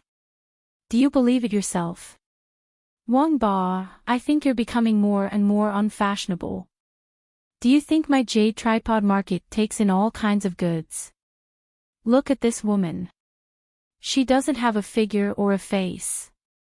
Most importantly, why did you bring a normal person to my place?" Wang Ba smiled apologetically and said, "Big sister E, do you think you can give me a few dozen spirit coins? Ah, just treat it as my traveling expenses. If you don't like her, you can also make her a servant girl who cooks fires and washes feet." Ba. Yin Yang almost spat on Wang Ba's face. "I want such a good-for-nothing to be a servant girl who cooks fires and washes feet. Do you really think this old lady is stupid? Scram, scram, scram. Hurry and drag this good-for-nothing away. My guests here won't take a fancy to this kind of trash. Even if you give her away for free, they won't want her." What they wanted was a cultivation furnace. Of course, fair skin and beautiful looks were the most important conditions. Who would fancy such a dark and swarthy girl who looked like a country bumpkin? "Ah, big sistery, please be kind and give me some traveling expenses." Wang Ba shamelessly kicked Xiao Ying-chen and scolded, "Hurry and scram over there and serve big sister E well." Scram, scram, scram. Yin Yang was annoyed by Wang Ba and turned around to shout at the old man with the mop, "Oldly, what are you doing? Next time, you're not allowed to let this scoundrel in again." "Yes, yes, yes." Oldly was also muttering in his heart after being scolded and glared angrily at Wang Ba. "All right, Alright, just treat it as this old lady being unlucky and sending you off with a good deed every day. Give him 10 spirit coins, big sister E, can I call you mother? How can 10 spirit coins be enough? 20 spirit coins and I'll leave immediately. Wang Ba looked at Yi Nyang shamelessly and laughed. Yi Nyang looked at him and felt annoyed. She quickly asked someone to take out 20 spirit coins and sent him away. From beginning to end, Zhao Yingchen had been curled up in a corner, not daring to move at all. Seeing that the burly man was about to turn around and leave her here, she hurriedly followed after him. Wang Ba turned around and kicked her, saying angrily, "Useless thing. Don't follow me, do you think I have to waste food to feed you?" After saying that, he tossed Zhao Yingchen aside and left without looking back. Zhao Yingchen was so angry that her entire body was trembling. Her entire body was paralyzed on the ground as she turned her head to look at Yi Nyang in horror. However, Yi Nyang curled her lips in disdain and said, "Tsk, this kind of trash. If she were to be sold as a side dish for the customers, I'm afraid the customers wouldn't even like her. Raising her is also a waste of food. Drag her out and bury her as fertilizer." Zhao Yingchen was completely stupefied. She lay limply on the ground. When she saw the 2 shop assistants from Jade Tripod Market seriously coming over to pull her away, she knew they were serious. She hastily shrieked and let out a cry before her death. "No, don't use me as fertilizer. I can use it, I can." Zhao Yingchen didn't know where she got the strength from, but she shoved the 2 shop assistants aside and scrambled over to Yi Nyang. She shrieked, "Yi Nyang! Yi Nyang, I know there's a good one. I have a good one in my hands."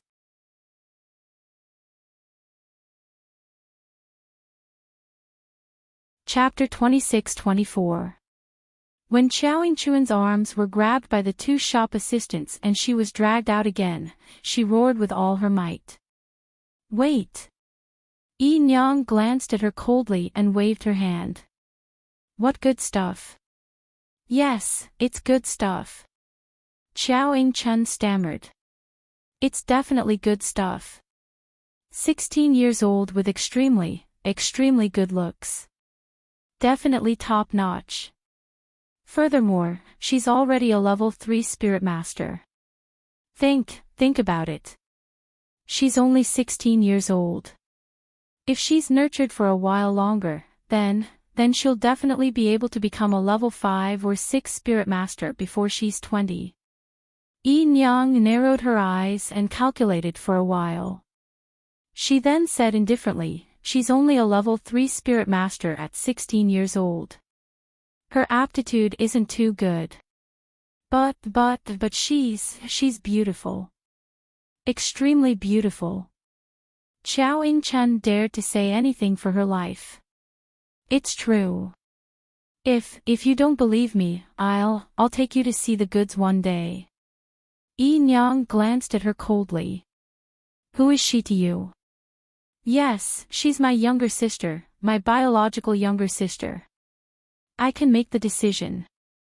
Yi Nyang, I'll sell her to you. I beg you to let me go, okay?" Ha ha ha. Yi Nyang couldn't help but laugh. "You're really funny. Is this how you sell your biological younger sister?" A trace of viciousness flashed through Zhao Yingchuan's eyes, but she still said, "Yi Nyang is such an important person.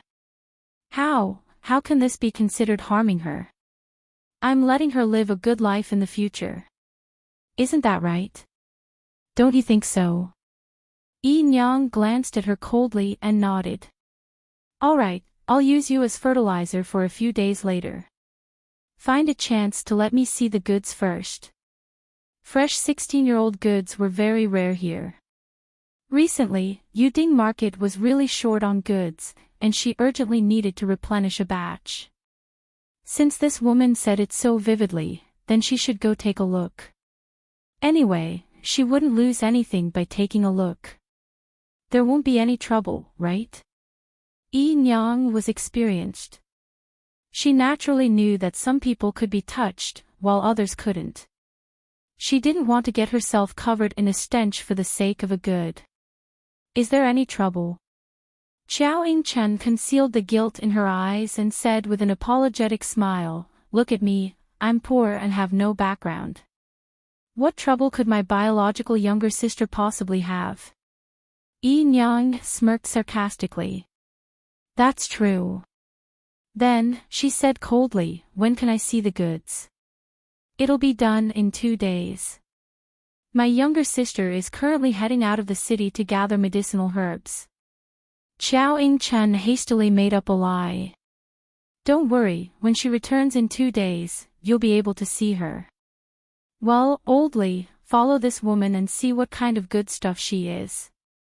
"Yes." Naturally, no one was aware of Xiao Yingchuan's actions. Arbor's side had long been prepared. When they heard that the Mu family was about to arrive at Lishing Gate, Arbor changed into a set of plain white robes and hugged his mother's memorial tablet. Accompanied by Mo Lian, he majestically walked towards Lishing Gate under the escort of a group of palace servants. Mu Tsang led the group of Mu family members to Lishing Gate when they saw the little crown princess and her entourage walking over from afar. Lishing Gate had long been cleared out, so they naturally couldn't allow people to crowd around here to watch. As a result, aside from Arbor's entourage, only the soldiers guarding Lishing Gate, as well as the Mu family's entourage, stood there. Following the ceremonial official's command to kneel, the Mu family's juniors gritted their teeth and knelt again. You're tuning into the LoveLore Library YouTube channel. We're so grateful for your support, and don't forget to subscribe to join us on this incredible journey through captivating stories. Your generosity through donations truly makes a world of difference, as it's the primary source of revenue that allows me to expand and enhance this channel for you. Thank you from the bottom of my heart for being a part of this adventure.